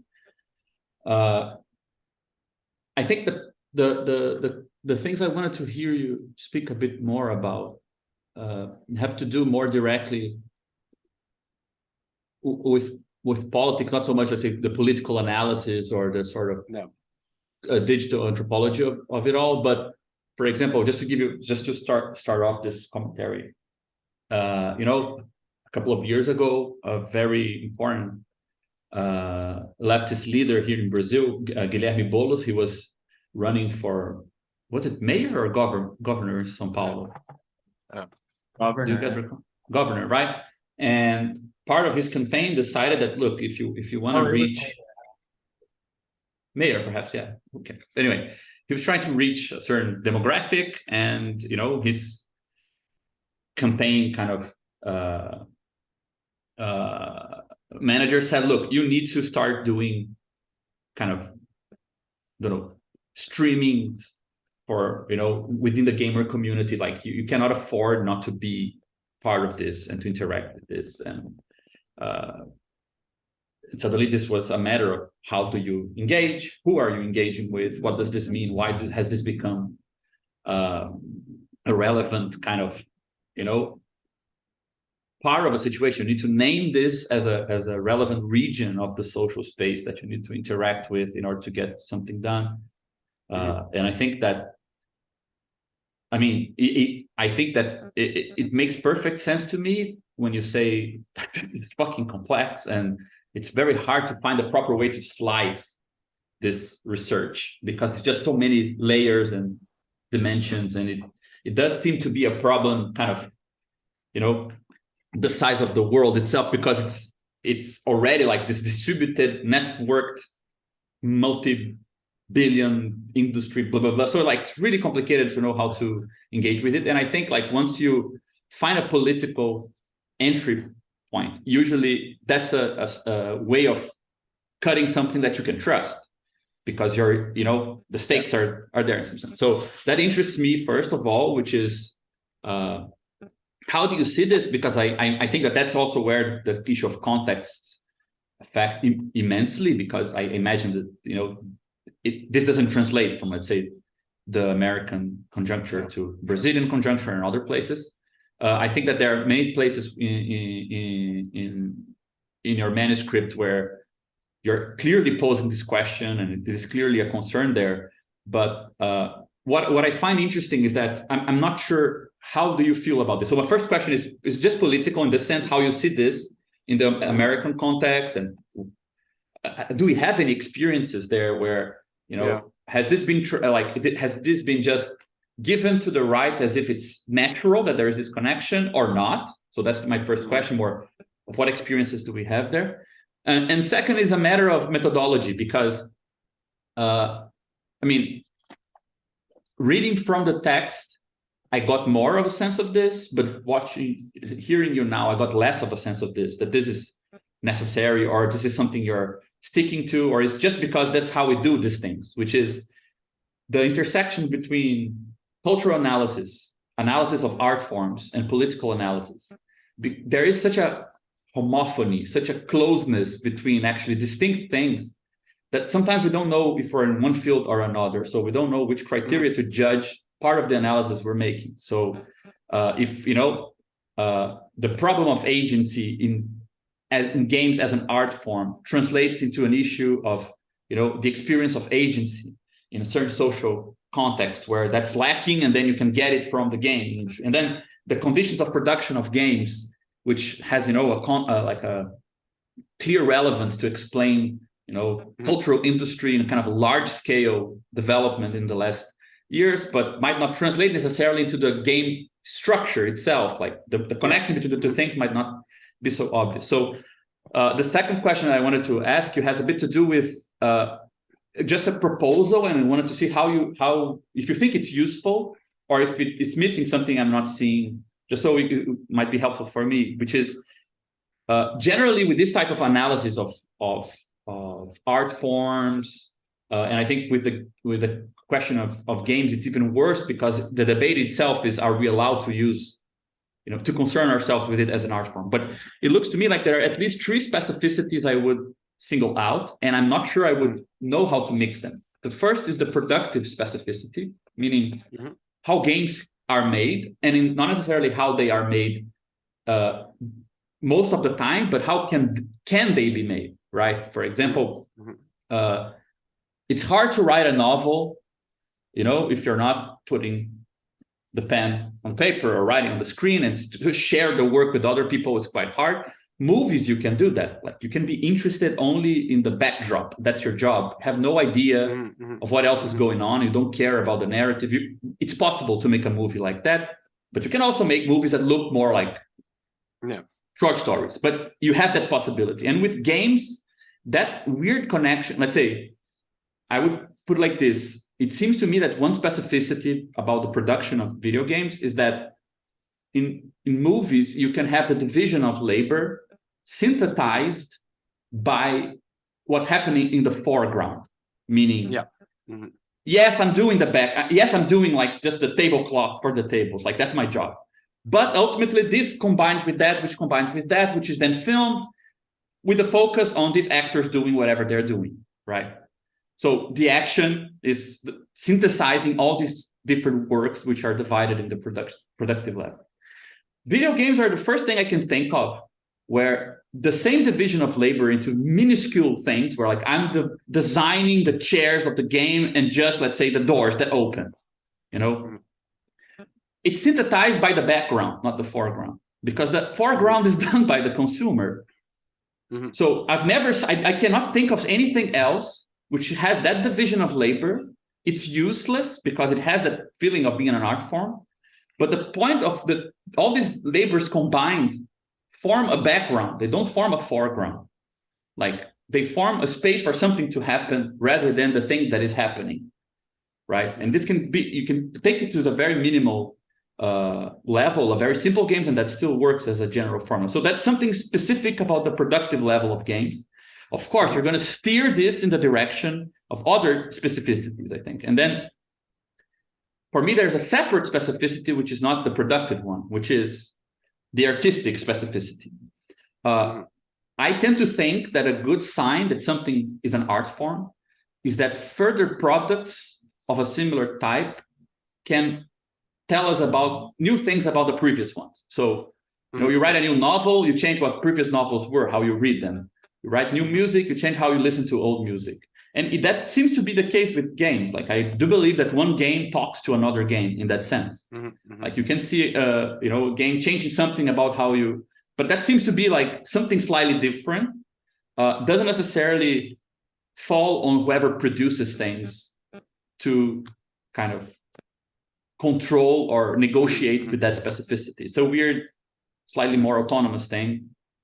And then there's a third thing which can play on these two things, but it's not reducible to them, which is, let's say, the social specificity, which is, okay, given certain historical conjuncture, right? You're gonna, for example, use this productive capacity of games, of how the division of labor can play out, and you're gonna kind of reinforce it in one way or another. You're gonna exploit it in one way, but not, you know, no games will be developed with a certain, like exploring some part of the productive, you know, innovation that they could have because it's not profitable, whatever. But so it does affect, but it's slightly separate because you're going to place this specificity of how things are produced and the specificity of how it thinks something about some particular form in this social context. And this is the part where the reason why I'm separating this is because I would say the Adornian fix is to say, yeah, but when you find the productive below the artistic, you've done your political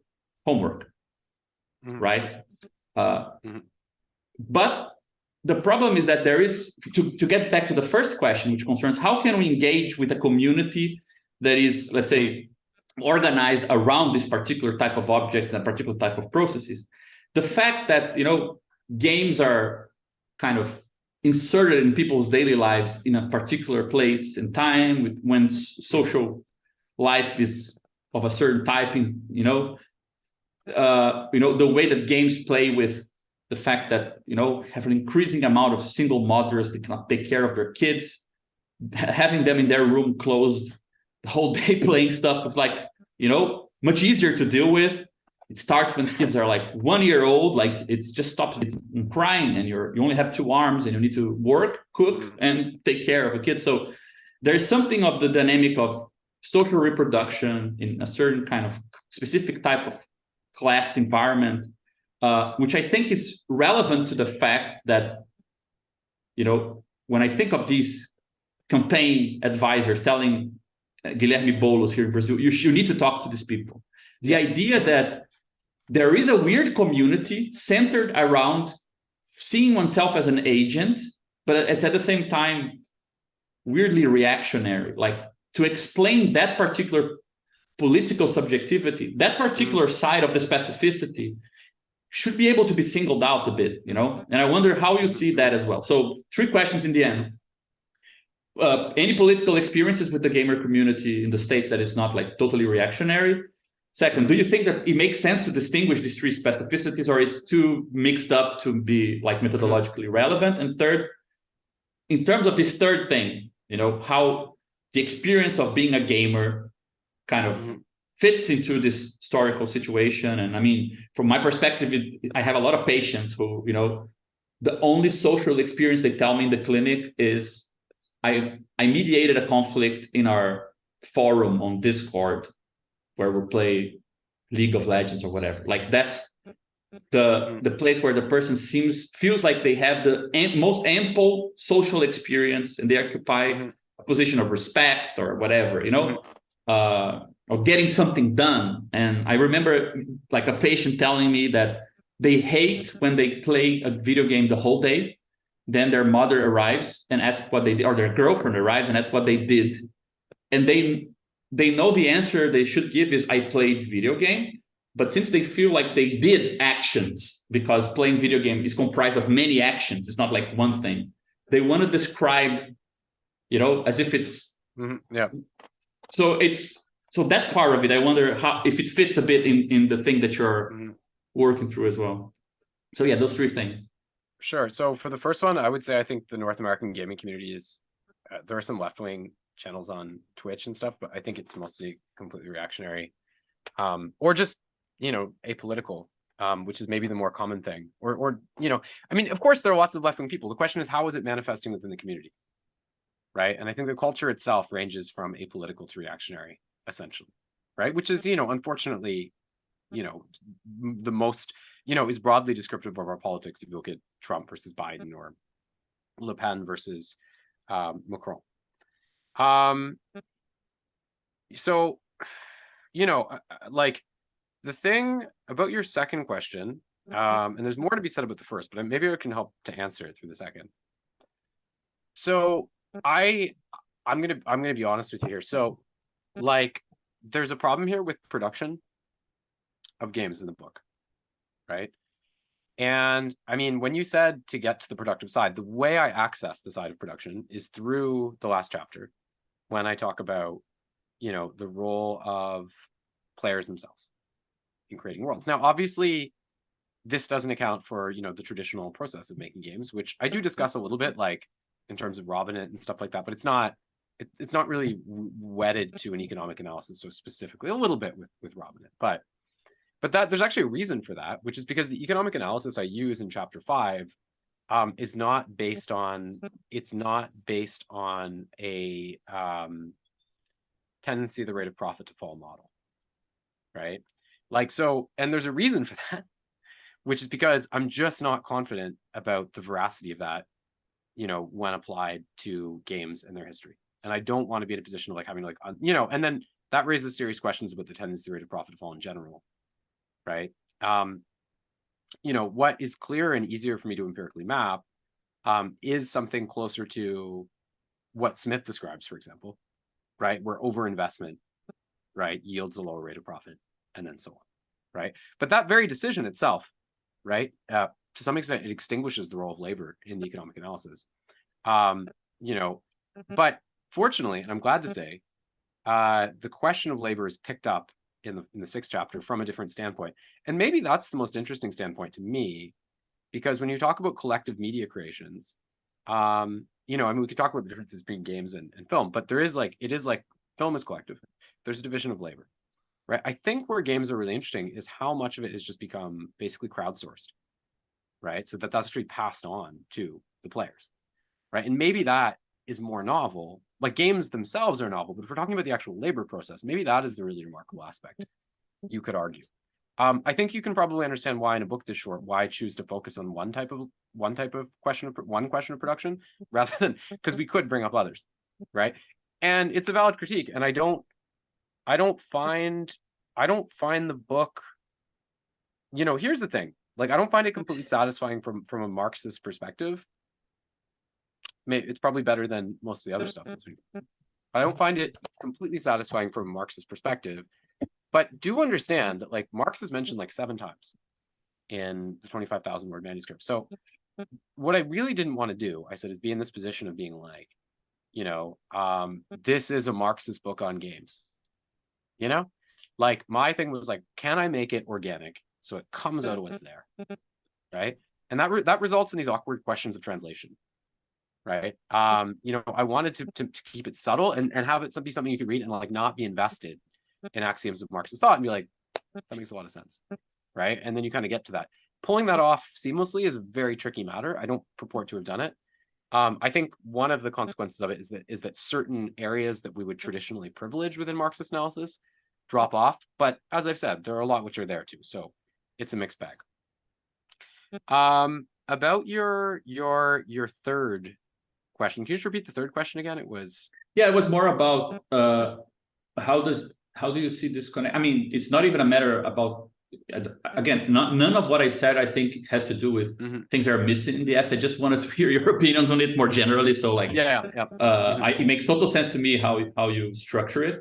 But just how do you see this, and if you think there are any interesting insights to take from the way that video games kind of enter certain cycles of social reproduction and things like that? Yeah. Oh yeah, that's really interesting. No, so interesting. And then like I'm like, oh, I played a lot of games as a kid. Oh yeah. And then you didn't necessarily put that together as a kid, you know. Oh, it's social reproduction. I think that's really interesting. I don't talk about in the book. But I will say that you asked me something else there, which had to do with how Gamergate emerges and the social experience of it. And I guess I think part of the argument here is that living in a consumerist society itself erases social relations, right? There's actually a passage from Marshall McLuhan's Understanding Media, I quote, where, and I love this story, there's an American ex-general talking to an Italian guy, and he's like, after the war, and he's like, oh, the problem in Italy is like, you know, their democratic freedom isn't really fulfilled because like people know the names of their politicians better than brand names. He's like, when Italy advances to the next stage, they'll know brand names better than names of politicians, right? And this is part of the argument here, is that like Bogos' desire to like transform reality into play is like, you know, it's something which happens to some extent within consumerism anyway, right? You know, the injunction to consume, the injunction to enjoy. And so I think it's kind of interesting because I think at the end of chapter 5, I say like, you know, it might seem like a benign, you know, because if you talk to these people like in 4chan and stuff, they'll be like, you know, a lot of them, you ask them like why they do it, they're like, for the lulz, you know, and you're like, what do you do? They're like, why do you do, you know, they're like, just want to troll the libs, you know? And I think in a way it's like this total disappearance of actual politics or actual political thinking, right? It becomes like entirely reactive and about kind of immediate stimulation. And I think Bogos' thought is quite consonant with that. And I think this is sort of a problem with object-oriented ontology in general in terms of the disappearance of a larger political horizon. But that, you know, that's kind of how I connect it. I mean, I also talk about how, you know, in a way, right, it's like, you know, Trump, you know, like, it's like, you know, his sort of thing about like, oh, we don't need political correctness, you know, whatever, blah, blah, blah.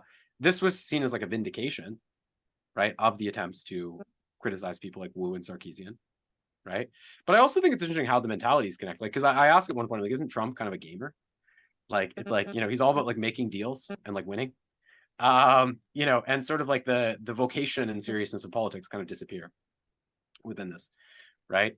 So, you know, in the Republican primary, he just said like whatever the base wanted that wasn't represented by the most visible other candidates, and it seemed to often have a very tenuous relationship to what he actually believed, like on abortion, for example.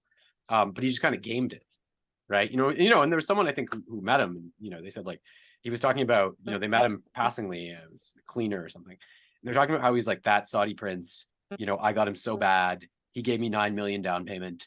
He was like, he couldn't make the deadline, I got to keep it, win, right? This kind of thing, like, and it's like in a way, you know, I think there is like a connection on that subjective level, both in terms of, you know, the personalization of abstraction, which Adorno would classify as a fascist impulse, right? You know, they're bringing, you know, Mexicans that, you know, that some of them are good people, but they're bringing drug addicts, they're bringing murders, you know, this kind of thing. But also in terms of the way he sees life, which is like this, you know, in which reality kind of disappears, right? You know, it just drops into this kind of vertigo, and it's just like, oh, I want to win. It's very acquisitive, right? But I think that's already latent to consumer economy. I mean, that's part of the argument of this, is like, you know, the disappearance of social relationships, of social relations within consumerism becomes formalistic thought, or this sort of bourgeois thought, which then can be perverted into a more sinister kind of expression, right? Does that make sense? Yeah, because you have to, you're kind of, you start to think of life in terms of like a preferable kind of consumption. Oh, can't we just go back to the air-conditioned interiors and stained glass counters of GameSpot in 1997, like with the stock squeeze? Or, can't people just let us play our games? And then the step from that to a more fascistic thinking, is just, seeing in the faces of the marginalized the sources of your perturbation, rather than actually having a larger analysis, right? So, it's kind of like these people interfering with like the right to enjoy somehow, right? Yeah, can I just make a remark before we move on? Sorry, Karon, do you mind really quick? Because I think that there are two matrices there, and I think that I would oppose them as the social versus the political, because I think as a social phenomena, which means predicate on the idea we're not going to touch this, not even with gloves, like we're just going to stay away from it. I think it looks like, well, it sounds like, the greatest cesspool of, all sorts of terrible reactionary ideas, this kind of gamer community and so on. From the political point of view, which I assume means there shouldn't be any human groups we're not going to mingle with in some level, that seems to be a premise that we should never accept. We might, defeated, come out on the other side saying, fuck, I must say, these dudes are all kind of, assholes. Like there's nothing to be done. That might be the conclusion, but it should be a conclusion, not a premise.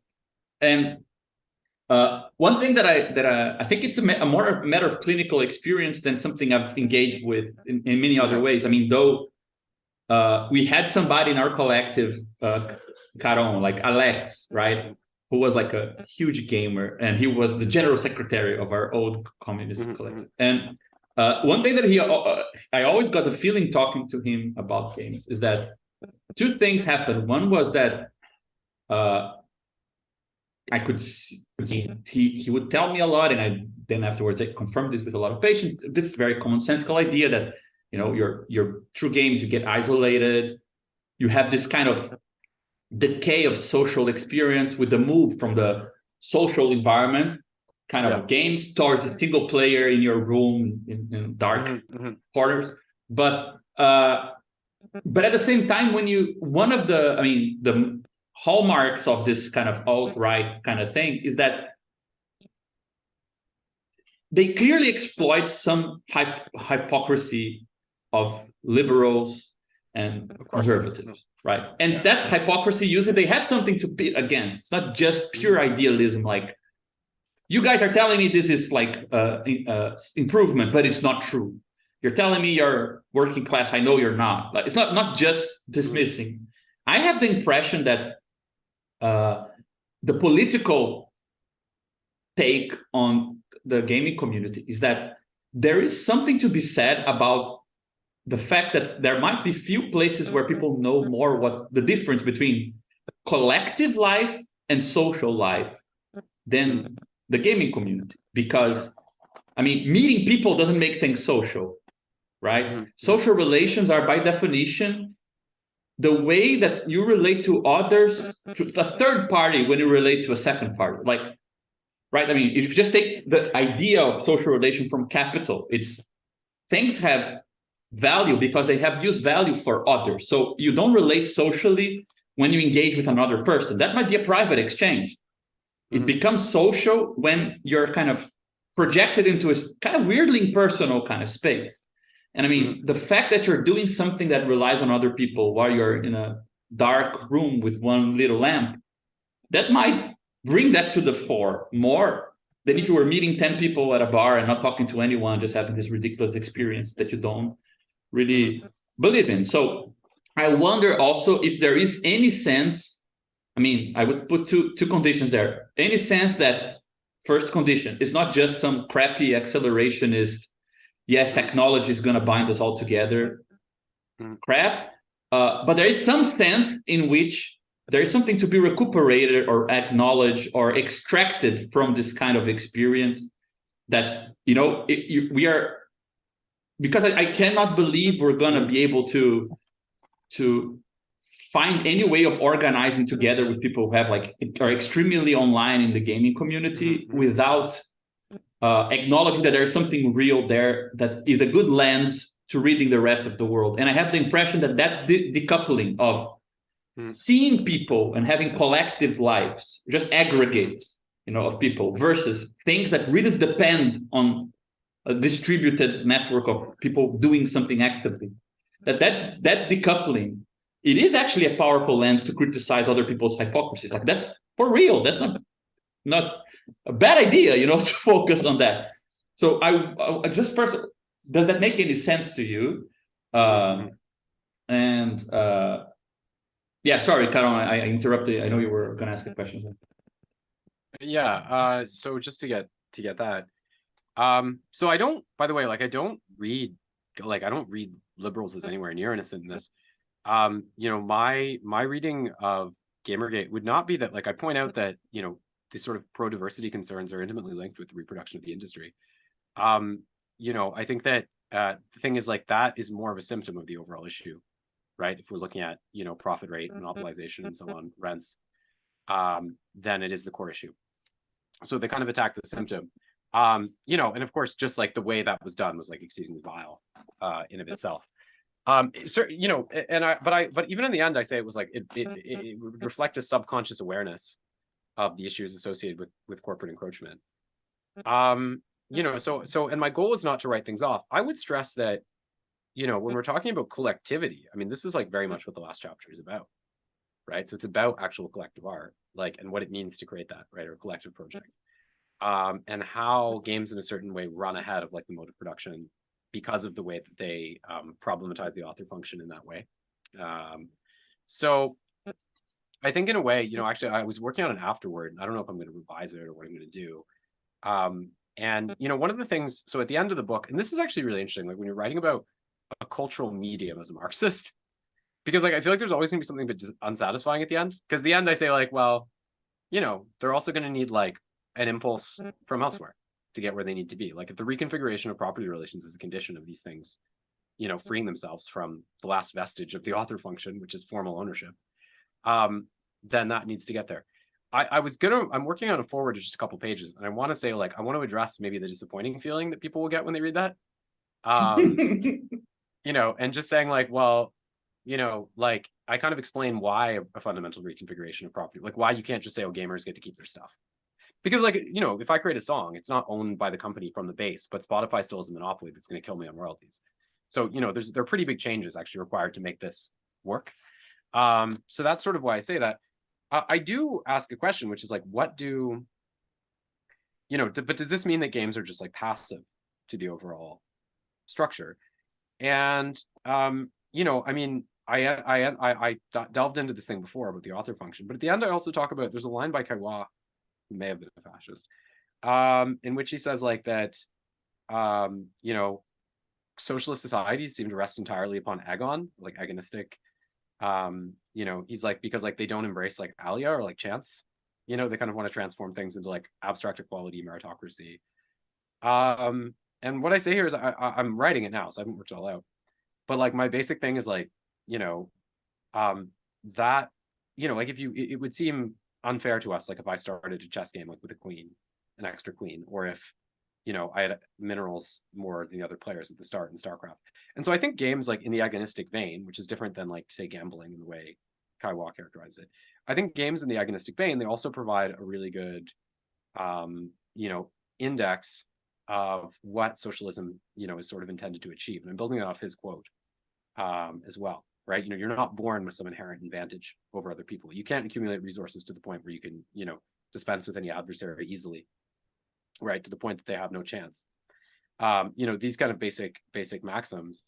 And I think there's a great, I think there's a political potential in that, but that section isn't totally worked out. But that'll be the last thing I write, as a response to this comment about Kaiwa, which I find very suggestive.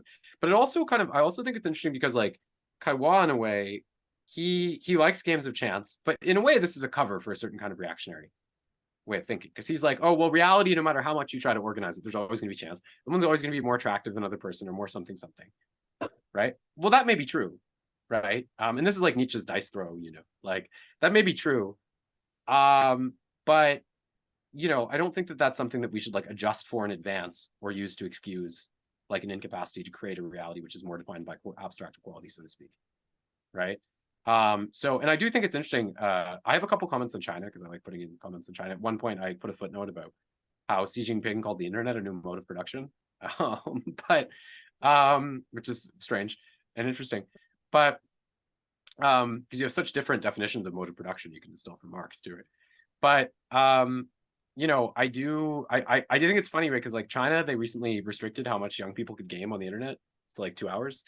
And, I mean, like, obviously for us, this seems a bit weird, right? Like, but the thing is, like, in China, they have a big problem because they basically have like these loot box games that involve like no skill building. And it's like, you just hit like it's like a slot machine. And like kids just sit there like all day and play them. And I do kind of think about like, in a way, like Kaiwa, it's like actually this defense of like ally toward games is just kind of fucking reactionary. Like, I think that what we need are skill building games, right? I think that we need are games that are rest upon agonistic play. Right? Not that chance can't be an element, right? But I think in principle, what you want to aim for are things that actually encourage people to challenge themselves, and I'm sure on a cognitive level have benefits at that level as well. So I'm kind of coming around to the idea that the embrace of chance, like Alia in games, is like reactionary in of itself. Even though Kaiwa presents himself as like a great populist and lover of the people, to some extent, while disguising this kind of anti-egalitarian bent beneath that. So yeah, I think again, collective creation that challenges the author function, and I think abstract equality. These are very, very important principles, right? And I'm not like I'm not sitting here writing for the cookshops of the future, right? Like I'm not going to tell you like how to organize like a gamer revolution. I mean, at some level, it's what all I can do right now is I can look at what the medium is and what potential it has. Right? Because that potential is so, at least in the West, I don't know what other places, that potential is so poorly actualized, right, from a left-wing standpoint politically, that there just isn't much to write about in them. I'm sure you could do it. I hope people do.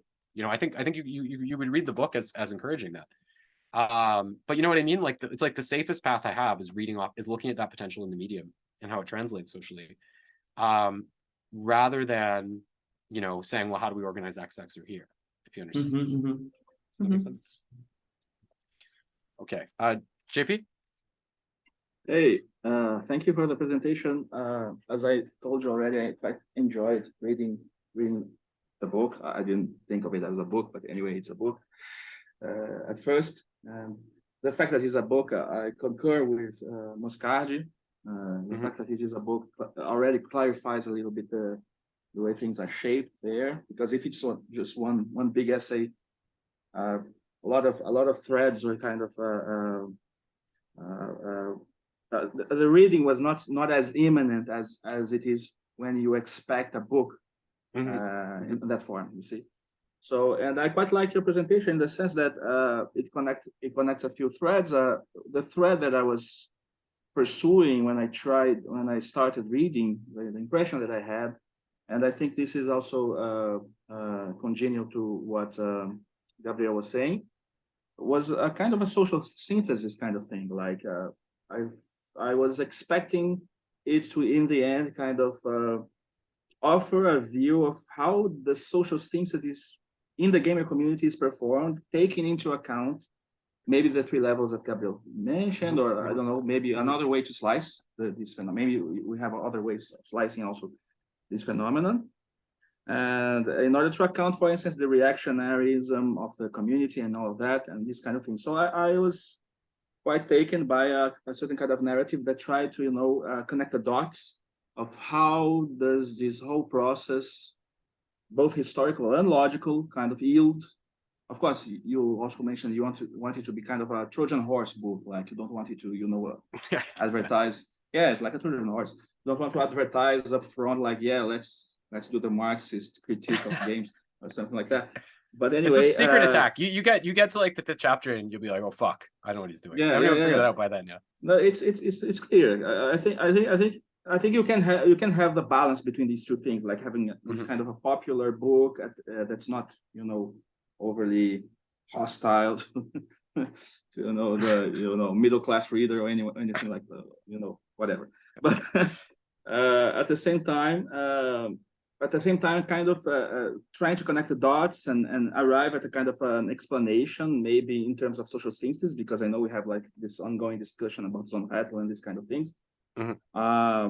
That is amenable to a certain kind of reactionary politics and these kind of things. And I think both the commentaries by Moscardi and Tubinamba touched on this point, in the sense of maybe in your book, I thought you were going to push for that. The fact that, for instance, you have like the individual kind of relationship to the game, and there's a kind of a segregated sociality, so to speak. That's kind of a paradoxical sociality, but it's kind of segregated. You are alone, but you are in contact through the medium with others and all that. So how does that parse out in a kind of reactionary politics that it seems to be kind of organic to this, maybe organic is too strong a word, organic to this community? This was what I was expecting. I think you deliver it up to a certain point. I think to deliver it more thoroughly, it had to be a different kind of book. This is the problem, right? Like to really do like a systematic theory of the social synthesis of the gaming community or something like that. Oh yeah, so this it's super schematic. Yeah, it's just a first commentary. And but then there is a thread that for me was a bit unclear in the way I read it. Take this not as a criticism, but as perhaps something that can be made clearer in your writing, in the process. Where does that particular bit stand in your whole argument? For instance, which was the role of the intellectuals that were kind of theorizing this. It was kind of weird because there's a shift there, and you begin to talk about these people talking about games, which is okay. It's not a problem with that. But then it seems that I'm going to give you the hyperbolic version. Like you attribute the blame, for instance, Gamergate, in a certain sense, for not having a leftist theory of games, because Ian Bogost was there to give you like a shitty right-wing theory about games. This is hyperbole. To some extent. Yeah. Okay. Yeah. So you agree with the hyperbolic statement? To some extent. I don't blame them. Like I say it's obviously it's a social and economic thing, but yeah. I think this is weird. Okay, I think this is a weird argument. Okay, and I'm not saying that's the primary thing. I'm just saying it is a thing. That's my point. That's all. I understand. But at the same time, you concur that you have like a whole chapter on Ian Bogost and this kind of thing. So it makes it look like there's like this very important guilt that is.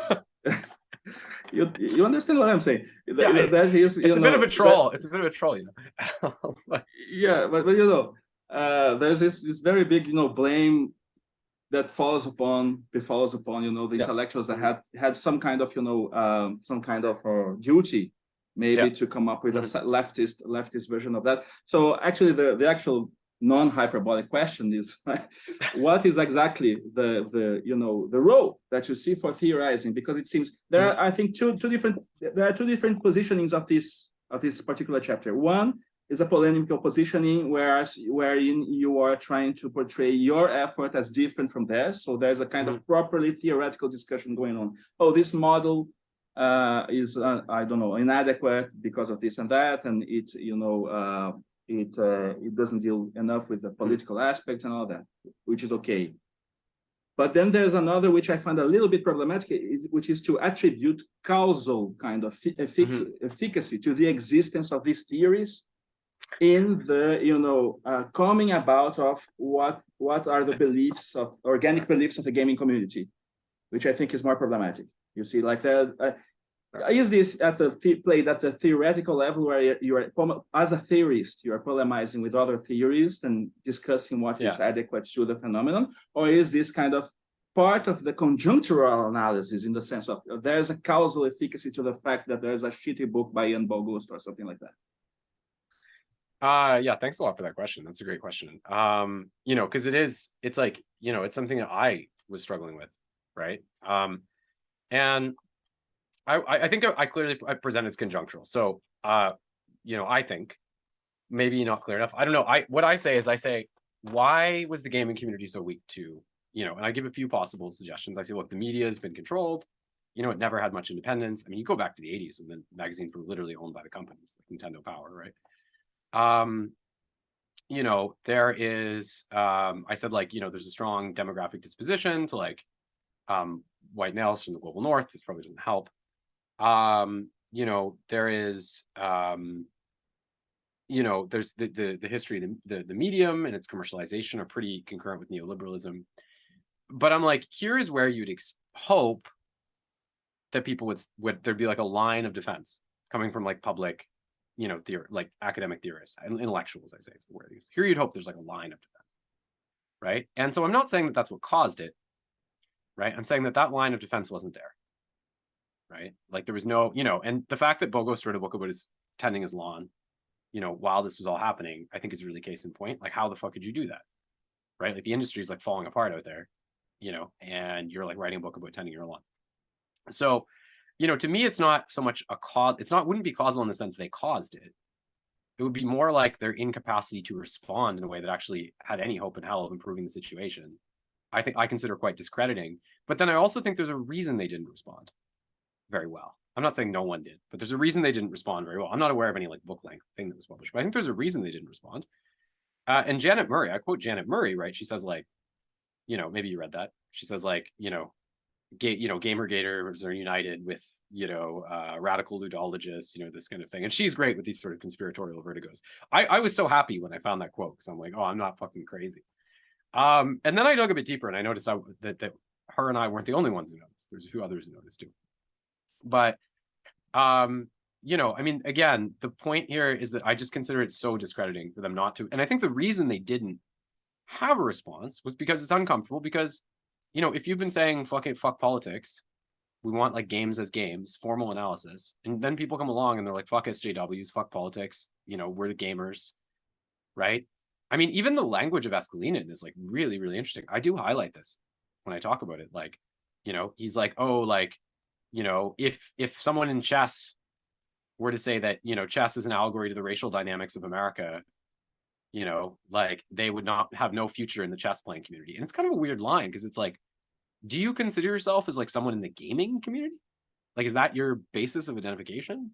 Like, should the goals of theory be to just align themselves with the views of how game? Because that's sort of what they go off. Like, it's very populist. They're like, oh, well, people see it this way and theorists are wrong, right? Now, I get where they're coming from and I understand the degree to which they're right, which has to do with the limits of Murray and all this stuff.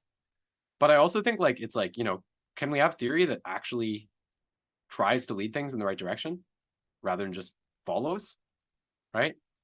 And I mean, we're always following something, right? I mean, I need something to go off too, right? I'm looking at certain properties in the medium and how those can be extrapolated, right? But this is to me, it's not that they did it, right? It's that they didn't have an answer, and they didn't have an answer for a reason, right? Because, and even today, like this has happened. Bogos isn't writing about this, but what's he writing about? He wrote an article recently, The Atlantic. It's called Video Games Are Better Without Stories. This is all these years later, and he's still writing about this, and he hasn't really ever written about that. You know what I mean? Why? Why is he repeating the same shtick? Right? What are they afraid of in dealing with this issue? Because it's a big issue. It's not a small issue, right? So maybe that helps understand. And I really like your question, JP. So.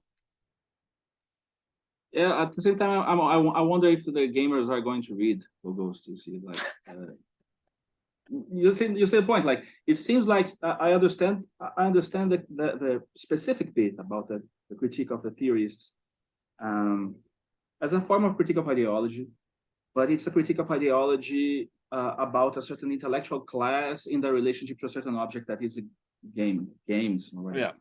Mm-hmm. But it's not really an ideology critique of the gaming community. You see that isn't there a shift in the object of the critique in that particular chapter? Yeah. And then the way he gets connected in the Gamergate things, like I think there are two levels right there. I think maybe it would help the book if you kind of at least in the way I read it would help my understanding of what the argument was to differentiate these two levels and at the same time to mediate them if you want them to, and I feel that you want them to be mediated because you have a political argument in terms of real effects, real political effects regarding the position of theory, then there's a kind of mediation to be made, I feel, between, you know, a very rarefied, I don't know, I'm ignorant on the subject, but a very rarefied kind of intellectual milieu that's writing, you know, theory about games, and, you know, the actual gaming community and all that. Like, it seems that you have like two objects of critique there, like the intellectual class and the gamer community. You really put I think put your finger on like the, you know, you really put your finger on the, you know, I think what is probably like the most extreme and probably the gesture in the book that's most likely to be contentious, right? Like, because I just think that the weight of that let's call it insinuation, is very strong, right? And, you know, I'm not sure how I would mediate it exactly, for the precise reason that I do not think there's a direct relationship. It's more about, again, it's more about what didn't happen than what did, if you understand me. But then maybe that already presupposes, you could argue that already is sort of like a petit bourgeois worldview, because it already presupposes that too much responsibility, you know, would be on the shoulders. Now, I don't think my book suffers for trying to take some of that responsibility, but maybe it's already an overestimation. And, you know, if you were to say that, I could easily do my self-criticism and say, well, JP was right. You know, okay. I do think that. But anyway, I think it has a way out somewhere. It's just something that you have to think over, and maybe there's a way out. Yeah. I think Dennis wants to ask the question. Yeah, Dennis, Yeah. Thank you, Conrad, for this. And this discussion has been really helpful for me to get my bearings here. I think on Karan's last point, I wanted to add something which it made me think about this thing we talk about in SDP called the homogeneity principle, which the idea is basically, if you want to change something in some type of environment, you need to have like the right, you need to build something that has the same substance basically as the thing you're trying to change, right? So like Aristotle, right? Yeah, essentially, yeah. So if you have a, you know, gaming community, and you have, on the other hand, like a theoretical essay, you know, that those are two very different forms. So like one's not going to change the other one, but like, why not have actually leftist games be the agent of change here? Like, just like, it's pretty clear that if you look at games that are made, you can identify kind of fascistic tendencies, right? Call of Duty, or you know, these types of games that focus on, you know, kind of treating politics as if it were like a strategy game. You know, like Paradox games would be like the elevated version of that, but StarCraft even is one, right? All politics portrayed in games is kind of like a game of manipulating resources, you know, and people are part of that. So like, what would the theory of like leftist games be? Not gamers or the social impact of games, but like what game mechanics and you know, aspects of the design of games could introduce these ideas. I think that might be more effective in some sense. And you know, you mentioned like 4chan and Gamergate and stuff, and it seems to me like the idea of like a game loop, which is like the core aspect of games, right? You basically create some system for the player to, you know, accomplish some task, and then they get rewarded, right? There's like a feedback loop that's built in. Anytime you're designing a game, you want it to be successful. You want that loop to be as addictive as possible. All right. And that game loop structure seems to mirror or be very closely related to this like 4chan meme generating trolling loop of, you know, you mentioned like for the lols, right? Lols are like the social currency that within a game you would be farming, like farming gold, for example. So farming lols. Yeah. That's kind of how they approach like the world. Yeah. Yeah. So like, what kind of game mechanics can we think of that would, you know, not necessarily depart from the game loop, but like build more complex game loops that maybe involve like more people, more social aspects that could you know, open people's eyes? Because I think like you were saying, multiplayer games, they did like signal a shift, right? There's a social aspect in games now that I think you know, it's open, it's more open than we can imagine right now in that sense, because you could take it in different directions, like more, you know, more cooperative forms of gaming. Anyway, yeah, that's what I was reading about. So I do look at the mechanics on one level, which has to do with the mechanics of the shift to multiplayer and how that basically creates a more emergent gameplay context in which the very nature of authorship itself is transformed. You know, you're maybe asking me a question about, you know, particular design strategies that could be used. I mean, I think that's interesting. It's not something I really do in the book. I think, you know, well, first of all, when it comes to content, the stuff you're saying about Call of Duty and all that, I think there are a lot of critiques like that already. So I don't go into that because I don't think that's where the originality of my contribution would be. You know, even in a way like someone like Sarkeesian, you know, like the feminist frequency stuff, like that is also like content driven, like the sort of analysis. I mean, you know, maybe in a way that I think is a more Marxist and a little closer to McLuhan too. You know, I'm interested in looking at the medium itself and the way that it, you know, tendentially transforms social relations. You know, but again, those are great questions. And you know, but I don't think that, I guess what I mean to say is like, I don't think that, you know, I don't think it'll ever be enough just to change content. You know, I think that it has to be, you know, a question of the properties of the medium, you know, and how they inform those changes in content. Right.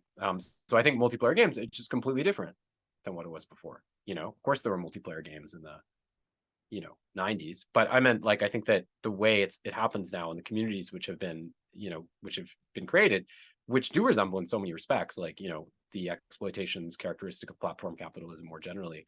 I think that's a really different paradigm. Right. So yeah, I mean, I'm not really answering your question, but I hope you can maybe understand at least where I was coming from. And I think that, you know, I think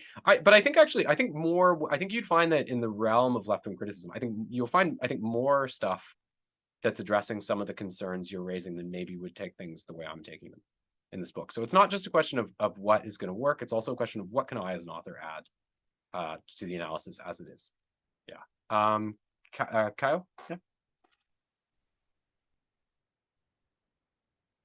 Hey man, first of all, thanks for the presentation. Awesome stuff. A lot of stuff we can actually go back to that I think, you know, things you end up seeing through the news, you end up, you know, piecing together, but I think there was no like proper historiography to this point that you could really go to or access, you know, for at the level of a critique. But for that matter, man, riffing off a little bit of what Dennis said, it seems that if not to approach, for example, the content of the game itself as something that has the potential for a change or a potential for engagement in the terms of, you know, like working with affects. I think that's what we work with a lot with these communities. They're very affectionately or identified, right, as a gamer or as this or that. I'd like to know, if not the content of the game, what's your opinion, for example, what would be the role, the potential for more engagement in something that came out of gaming, which would be the idea of streaming, you know, like coming from how you can channel, you can work with interpassivity for that matter, right? Like having sometimes, fuck it, I can't play the fucking game, I don't have a fucking console. You were talking about like the you know, like third world countries, stuff like that. That doesn't mean you don't feel you are part of a community sometimes, because you're able to fucking watch someone play. And sometimes that's even more important, right? The mediation, this mediator is somewhat more important, right, than the game itself. It's like, okay, I'm gonna watch this girl play Counter-Strike, Call of Duty, whatever it may be. And then I don't know, personally, it seems like at some point, like that, if there's a vacuum in the content of the game itself, like it's not politically engaged, that's where politics tends to have an opening. Like, okay, the person, if it's Sarkeesian playing, obviously you'll get some degree of this and that idea, whereas another person, you'll have another one, right? So is this the way to go about it? Like, let the content of the game and more like how to mediate it? Is this even a concern? Like, are we perhaps wasting time and thinking about this microcosm of, you know, like humor, stuff like that? Is it something bigger? Because streaming nowadays could be just, you know, like watching TikTok, right? Like together. So where would this lie, you know, this potential? Well, certainly streaming, right, is connected to what I said about collective authorship, because like, you know, it's providing a showcase for these people to do this, and it makes visible the process of playing the game, and even monetizable in many cases. So it's connected to this larger process of collectivization, but it's still a collectivization which exists within certain prescribed limits, right? Which is really what I'm commenting on at the end of the book. Yeah, and I think that actually really gets us to like the point here, which is like, you know, even to talk about the content of games politically would maybe be less relevant today than another time. Because, and it's interesting because the discourse now, like, it's not like in the 90s, the complaint was like games are making people kill each other. Okay, there was never a scrap of evidence that was produced for such an association, but it had to do with the content. If you look at the complaints now, it's like games are creating extremism, which is a social knock-on effect, right? Like, it's not really a critique of the content, it's a critique of the actual interactions which are arising in those mediums, right? So you know, I think that obviously what you have now is you have an opportunity for politicization, right, which, you know, has arisen, right, because of this process of collectivization, right? But, you know, and just like, you know, the Nazi, no industry, no Nazis, to simplify a certain causality. But I mean, they need, you know, that wasn't the only thing, but that was an aspect of it, right? You know, I mean, Schmidt says this, right? Like, you know, it's the exploitation of the dignities afforded to the individual by the left in order to create political parties and unions that drives the need for collectivization on the right, right? So, you know, I think you have collectivization, and then you have both right and left, on some level, trying to exploit that. Now, mostly the right has just succeeded. You know, like, what a surprise, right? But you know, but I think really that's what it is. And you know, and I think you know, in terms of the form, you know, I think what we're seeing is a shift away from, again, we saw a shift away from this sort of an industry in which people didn't really communicate. Okay, it's corporate. Okay, these guys are artists, I guess. We pay them royalties, so they must be artists. And, you know, blah, blah, to a collectivized context that can actually be politicized in a much more extreme way, right? And then the question is, in what direction does that go? And the community is responsive to things happening within it, right? So this is my big thing about Gamergate, right? Is it's like, this is somehow a response to what's happening. It's just like a terrible, confused response. It's like the worst response you could possibly have, right? And you know, that really, you know, gets us to the, you know, so I don't see streaming itself. Now, maybe I'm wrong, but I don't see streaming itself as having a left-wing or right-wing tendency. I see it as having a collectivizing tendency. And then I see the nature of that collectivization as being ambiguous in terms of how it could turn out, right? But I think in the context of gaming collectivization, I think you're going to have collective ideologies, whether it's the collectivism of abstract equality or whether it's the collectivism of retribalization, right? But like that has to be there, one way or the other, right? Does that maybe make sense? I'm just kind of thinking off, you know, thinking on. No, definitely. Yeah. I think it's a great question though about streaming, and I don't talk about it. Maybe I do talk about it a little bit, but I don't talk about it maybe as much as I should. I just made a. Yeah, if I may, the only thing. Oh, sorry. Sorry, go on. Sorry, I was just going to jump in just to make. No, I was just gonna. He made me think about one thing, that is to redefine the question. Would there be something imminent in gaming itself that would constitute this community differently from, right? And since we're talking about streaming, going a little bit away from it, would there be something there that is extractable, that we could extract, right? Like Gabriel was asking before, something we could take out of that that's different from other like streaming phenomena, like the game itself, because it You know, that there's this whole fetish that was around for a while in like pedagogy and in many other areas about gamification, you know, how to make things like fucking appealing to, you know, like that, you know, like, oh, let's make it fun, right? Or controllable, right? So you can have that, something that to some extent visual, right? But considering that, if there's something imminent to games in this aspect, something that could be attracted that's different from, you know, that has a different potential than other things and other like communities that form, you know. No, absolutely. I mean, this is what I'm getting at, right? Like, you know, like, because streaming games is refracted, right? Because like you think about it, it's like the game is a work of art, you know, and playing the game can be art, and you know, it's a creative act. And then, you know, you're not only that, but you're there and you have the opportunity to provide exegetical commentary on what you're doing, right? You know, so again, I think that the principles of collective creation are so animate at that level, right? And it's like, yeah, like of course people are going to perceive it. Like when people are given those means, like of course they're going to perceive themselves as like tribes, right? Or a collective motivated by a kind of universality, but whatever it is, right? Like, you know, like that's such a dense experience of collective engagement, you know, in terms of the refraction I'm describing. So that's probably the best answer I can give you about that. But I hope it helps. Was Gabriel? Thanks, man.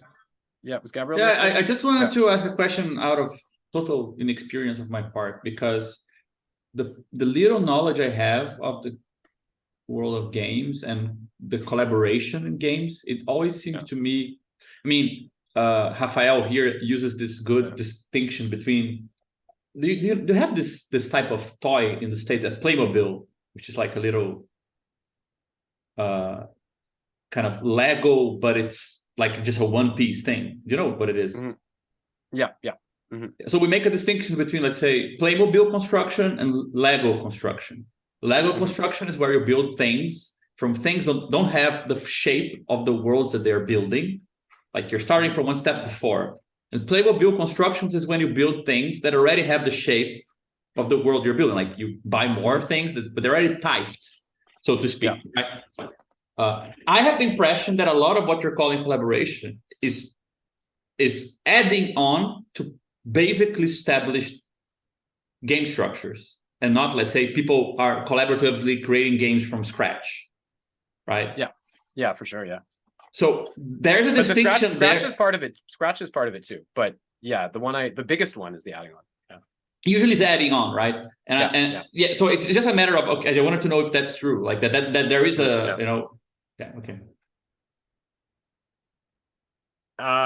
Is that, you want me to respond? Yeah. Yeah, I just wanted to know if that's the case. Yeah. Okay.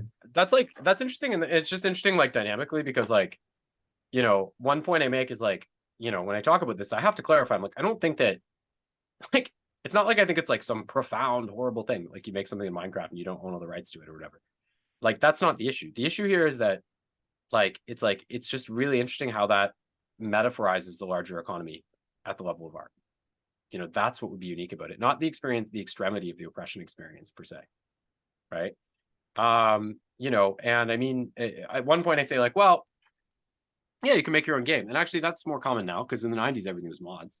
So a lot of people make their own games now. But mind you, like there are real disadvantages associated with doing that too, right? You need the resources and the technical capacity to do it, right? You lose access to like a pre-established player base. And even when you finish it, you still have to pay a fucking royalty to some platform, right? You know, like maybe it won't be as bad as before, right? But you know, like compared to Minecraft Marketplace or something where you create things and you know, you pay more, but you don't have those issues. So, you know, I mean, I think that you know, I think it's interesting, but I also think it's like, it's just characteristic of like it's only natural, I have to think, that, you know, and Minecraft got so big because it's like a meta platform, right? You can just like add to it, right? It has a simple toolkit, right? And it's like, you know, I think that is in a way the future of games, isn't it? Like, isn't that natural that like, you know, rather than being like, okay, let's code everything from scratch, you give people like a set of tools and they build with it. If that is indeed the future of games, I would find it pretty chilling if that is premised on like unlimited use and a click that's provided to like the parent company in a click-through agreement. So, you know, I mean, I think these are really interesting questions, but again, I think there's much more potential for expansion in the idea of giving people a toolkit, you know, that they can use that doesn't involve like core coding, right? And you know, there's a lot more opportunities for creativity, I think, at a global level, which emerge through that, because only so many people are ever going to learn how to code. It's the, you know, you might not think that reading like neoliberal think pieces, right? You know, like teach 70-year-old industrial workers how to code, but you know, in reality, there is a limit, right? JP, did you want to? No, it's just yeah, I had this made this comment in the chat bar about the streaming community, if it's any relevant, for instance, this overlap between, you know, the streaming gaming community and, you know, the fact that these are usually girls that, you know, have an OnlyFans. You know, this is relevant. Girls that have an OnlyFans account and this kind of thing. There's a kind of a sexual politics that's played within these kind of dynamics, and which is I know you're interested in sexual politics. I've seen a couple of videos about that, and it seems that like there's a big overlap with the incel kind of you know, vibe that has to do with this relationship between, you know, online porn or maybe the democratization of online porn, like you can do your own porn, this kind of things, and you know, the fact that these, you know, these gameplays are kind of also streamed, so it seems like we have like almost like a crossroad between these two worlds, like of online porn and online gaming in the streaming kind of thing, right? Like you go to see Sasha Grey playing whatever, Minecraft, Stardew Valley, these kind of things, you know. And you have, interestingly, just to build on, you know, Daniel's suggestion, you have like somebody like Merrick DeVille, not sure you know, like this anarchist communist girl that has an OnlyFans account and also play games, and also like she was a gun collector, Texan gun collector, but she's also an anarcho-communist girl. So it's kind of weird thing, like she's promoting these anarchist and communist kind of ideals, but also doing like online game streamings and things like that. But anyway, this is just the last bit was just an added. Yeah, it's really interesting. Like, first of all, it's really interesting about like far left and far ideologies and how you get like these babes who like proliferate in these like largely male dominated environments. Not that, you know, Marxism is like strictly the province of you know, like guys, or, you know, I mean, fucking China is nominally a Marxist state, right? Bearded guys. Well, I mean, I just know there's presumably there's a lot of women involved in a state of 1 billion people, you know. But I assume, you know, it's like, you know, so I don't think that in a global level, I don't think Marxism is any more like the province of, you know, like guys than, you know, any other ideology. But you know, I mean, I think I do find it's interesting in terms of the way that in maybe more ideologically extreme contexts and male-dominated communities, and ideologically extreme being relative, how you have a tendency to resort to these, like, you know, I had a friend and she made a video the other day, and I said, a left-wing video, and I said, I love the dominatrix aesthetic, you know. Like, it's like, so I think that's really interesting, right? But in a way it kind of makes sense, because I feel like the natural, you know, I think that can have a certain palatability for like a male audience. I think where it hurts you the most is with a certain female audience, where they kind of see it and they're like, oh, well, this is not germane to me, right? Or this isn't created for me, right? Like the aesthetic is a male defined. But yeah, about your point, I mean, I do write in the book that I think that you know, that there is, I talk about this overlap a little bit, like how like games became used as, like, in terms of memes, they have a really weird and like equivocal position, because in a way they're like they're a symbol of impotence, right? If you look at like 4chan, right? But they're not necessarily treated in derisory way because of that. Like, if anything, it's a bit like Marx, like, you know, the opium of the people. If anything, they're like necessary, you know, for these men, you know, who like, you know, kind of like fritter away their days, you know, and, you know, get no attention from women. So this is kind of connected to like the incel thing, right? And I think that in there's a passage, I think, in chapter 5 in which I think that connection is implied strongly. But, you know, I wrote an essay on incels, which the video you saw in Paris, was based on. That video no longer exists because the new Zero In books Pigalle. purged. In Pigalle, Yeah, this yeah. is relevant. This is Pigalle, yeah, relevant. prostitution district. Yeah, the new Zero books purged all the old videos just because they're incredible assholes in general. But yeah, I mean, I wrote an essay on incels in the book "What Is Postmodern Conservatism" by Matt McManus. You can read it if you're curious. You know, this isn't about that, but I do allude to a certain symmetry, and I think clearly, if we were writing a book about like 4chan, or you know, then you could really see those as, you could really frame those as like, you know, having a lot of similarities in their trajectory. You know, and it's like, it's really interesting, right? Because like it's very much about gender, and I just find that like so interesting. It's so fascinating today. I mean, you know, my own, you know, I mean, I have a friend who he worked with the Kurds a bit, and he was like, you know, he was like, in a way, like if you think these groups like ISIS, like, you know, they're so prepossessed by like, you know, the need to uphold patriarchy that, you know, but it's interesting, you see similar things in the West, right? We tend to treat these as totally separate phenomenon, right? Like, God forbid we analogize white people to Muslims or something. But I do think it's part of a global thing. And if I were to try to point to a kind of source, I would just say that I think that, I mean, you know, if you look at a place like the United States, there hasn't necessarily been a lot of economic inroads made by women in the past 20 years. Workplace participation hasn't increased since like The Matrix came out. I'm not saying because The Matrix came out, you'll be glad to know, JP. But I think that, you know, I do think what you've been seeing is, you know, because like superstructure follows base, right? And I think you're seeing a couple things. I don't think women's position has fundamentally improved in the past 20 years, but I think what's happened is this, like, there was this strata of basically like mostly white women who were able to elevate themselves to like a very, very high level. You know, and this is not a prosperity that was necessarily generally shared owing to the demands of social reproduction across the society and how the family works. And I also think that what you're seeing now is like those changes that actually happened earlier, they're starting to really show up on the cultural level, right? Like you watch Netflix, like every show now is about like some girl is abused by her parents or something. Like, it's like, you know, I mean, it's clear they know the demographic they're aiming at, right? On that level, all, you know, it's like when I taught, you know, all my young male students, they all have Marvel, and all the female students, they all have Netflix, you know, that was the gender binary.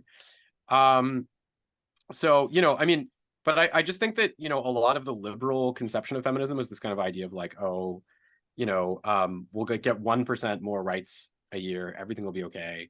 You know, I think now it's a crisis because I think that things aren't advancing. I think in the United States, full economic equality at this rate will be achieved by the year 2378. So wait for it. Real equality is not being created, right? Because of the persistence of, you know, the need for socially reproductive labor, right? You know, the fact women aren't waged often to do that. You know, and it cannot be achieved. Like that model cannot lead to real equality, right? And then I think what you really get is you get like, on one hand, this anger, like we're not getting where we need to get, right? You know, and sometimes that's channeled a bit inchoately in terms of there being like an absence of a really poor economic analysis, like Me Too or something, sure. And then I think on the other hand, you have this kind of, you know, this reaction to that anger, right? Which is like, you know, things have already gone too far, right? But I think it really shows you the extent to which this was never going to be something that could just be a peaceful, you know, it was never just going to be like this, you know, that's a liberal illusion, right? Like it's going to be a fight, like every, you know, major question of equality is going to be a fight, right? You know, I just think, but I suspect that liberal feminism, you know, or which is to say feminism as we know it, I suspect that it's in the throes of losing, precisely because its positions are detached from core economic questions and elitist in a way that makes it unpalatable to a large part of the population. So I suspect you just get, you know, I mean, things don't necessarily go in one direction. Like the Middle East is way worse for women than it was in the 70s, right? So I suspect things just start getting worse from here on out in the most developed societies, right? Anyway, that was a big digression, but I hope that maybe adds something. I don't know. No, thanks for that. It's completely. Mikhail wrote something. Did you want to ask a question? Am I supposed to read that, or what do I do? Do I respond, read it? What do I do? Is it just a Michael comment? is usually a silent figure, so probably if you just give I it a don't read. like very much to talk about. Well, I was thinking about that discussion about the streamer things, and I think there is an economic issue in all this Mhm. stuff that is really important, because I really Mhm. think gaming, you need time to play, and especially to play good, I think. And it's not, I don't think it's just a marginal factor when you think about this movement that forms around this uh, figures in on the internet, the streamers. I think it's a very important aspect of this phenomenon, because there's 2 points. One thing that gives you this free time is your economic condition from the start. You must to have some money to buy the games, to play, to buy the best consoles. And the other one is, some people make these profession, their profession. They work with that. They uh, uh, raise money from that. And I think there is this ideology, this myth around this self-made gamer, let's Sure. say. And I think it's really an important aspect to understand this relation with the right wing Mhm. politics. And the other observation I was making was about what Caron said about OnlyFans and so Mhm. on. That, Sasha Grey is a streamer today. Yeah. So I think it's interesting at some point. Completely, sure. completely agree with you. Sorry, are you done? Can I respond? Is that Yeah, Sure. I'm done. okay? Completely agree with you. So, like, the thing about games is there's a huge rift between the people who make them, the people who write about them, the people who are in positions of power in the industry, and the people who play them on some level, right? Because again, like the people who are most likely to end up in these leadership positions, are very often people who had the time from the get-go to be immersed in this culture, right? Before it became monetizable, right? Their engagement. And very often they're people, frankly, who, have the economic options so as to commit themselves to like a career choice driven by passion. Because I don't think that being a game designer is, like there are things you could do that would be a lot more lucrative return on investment for your time. So there are a bunch of factors there.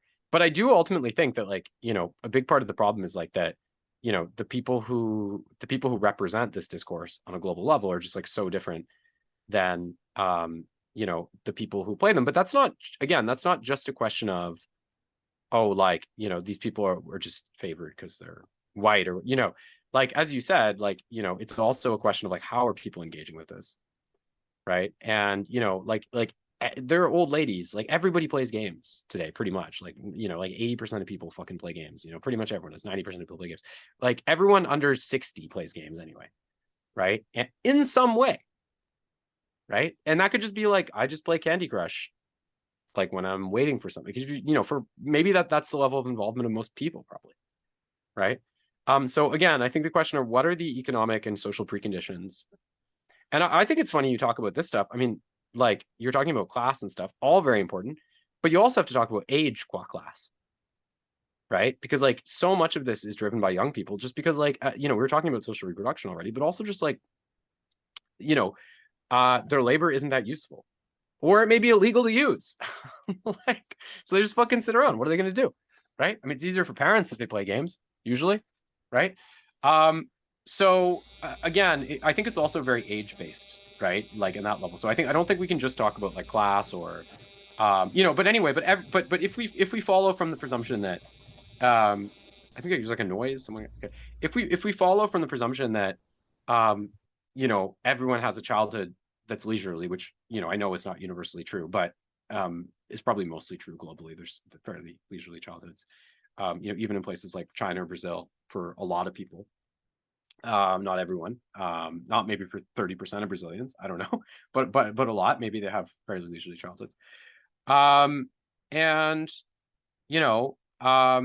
I think if we can say that that's fairly general, then I also think it's interesting to ask the question of like, well, in that context, why is it certain people, as you say, right? That end up rising up into those lofty positions. And the reasons for that are there's a multitude of them, right? Like, where are, Canada, the States, and Japan are the countries with the three, largest number of development firms, right?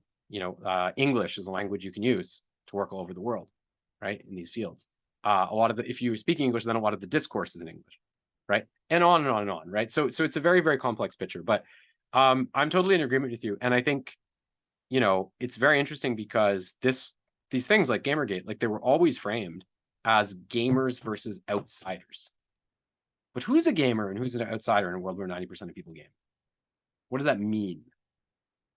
Right? What does that mean? What kind of demographic is that? And then when you start to ask those questions, I think you can start to unravel a little bit.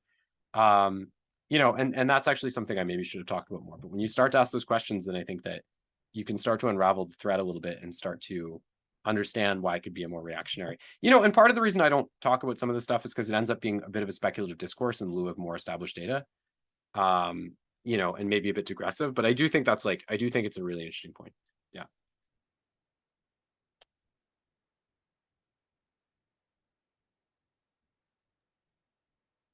Okay, Anything else? I think we're Okay. approaching our usual finishing time. If anybody has like an ending question or something. No. No. And I mean, Okay. I know Fatima is like, what time is it? Like 4 in the morning, like 3 in the morning. It's 2 in the morning and I have to Oh wake my up in a God. few hours. But that was quite interesting. Thank you, Conrad. I think we met in the summer school last year. Hopefully we'll see you again. At Beirut, you mean? Yeah. Okay, yeah, I think I'm gonna write it's like tomorrow is like the deadline, or today, I guess. So I think I'm gonna write my application. Yeah, that's something else that we need to write the application for. Okay,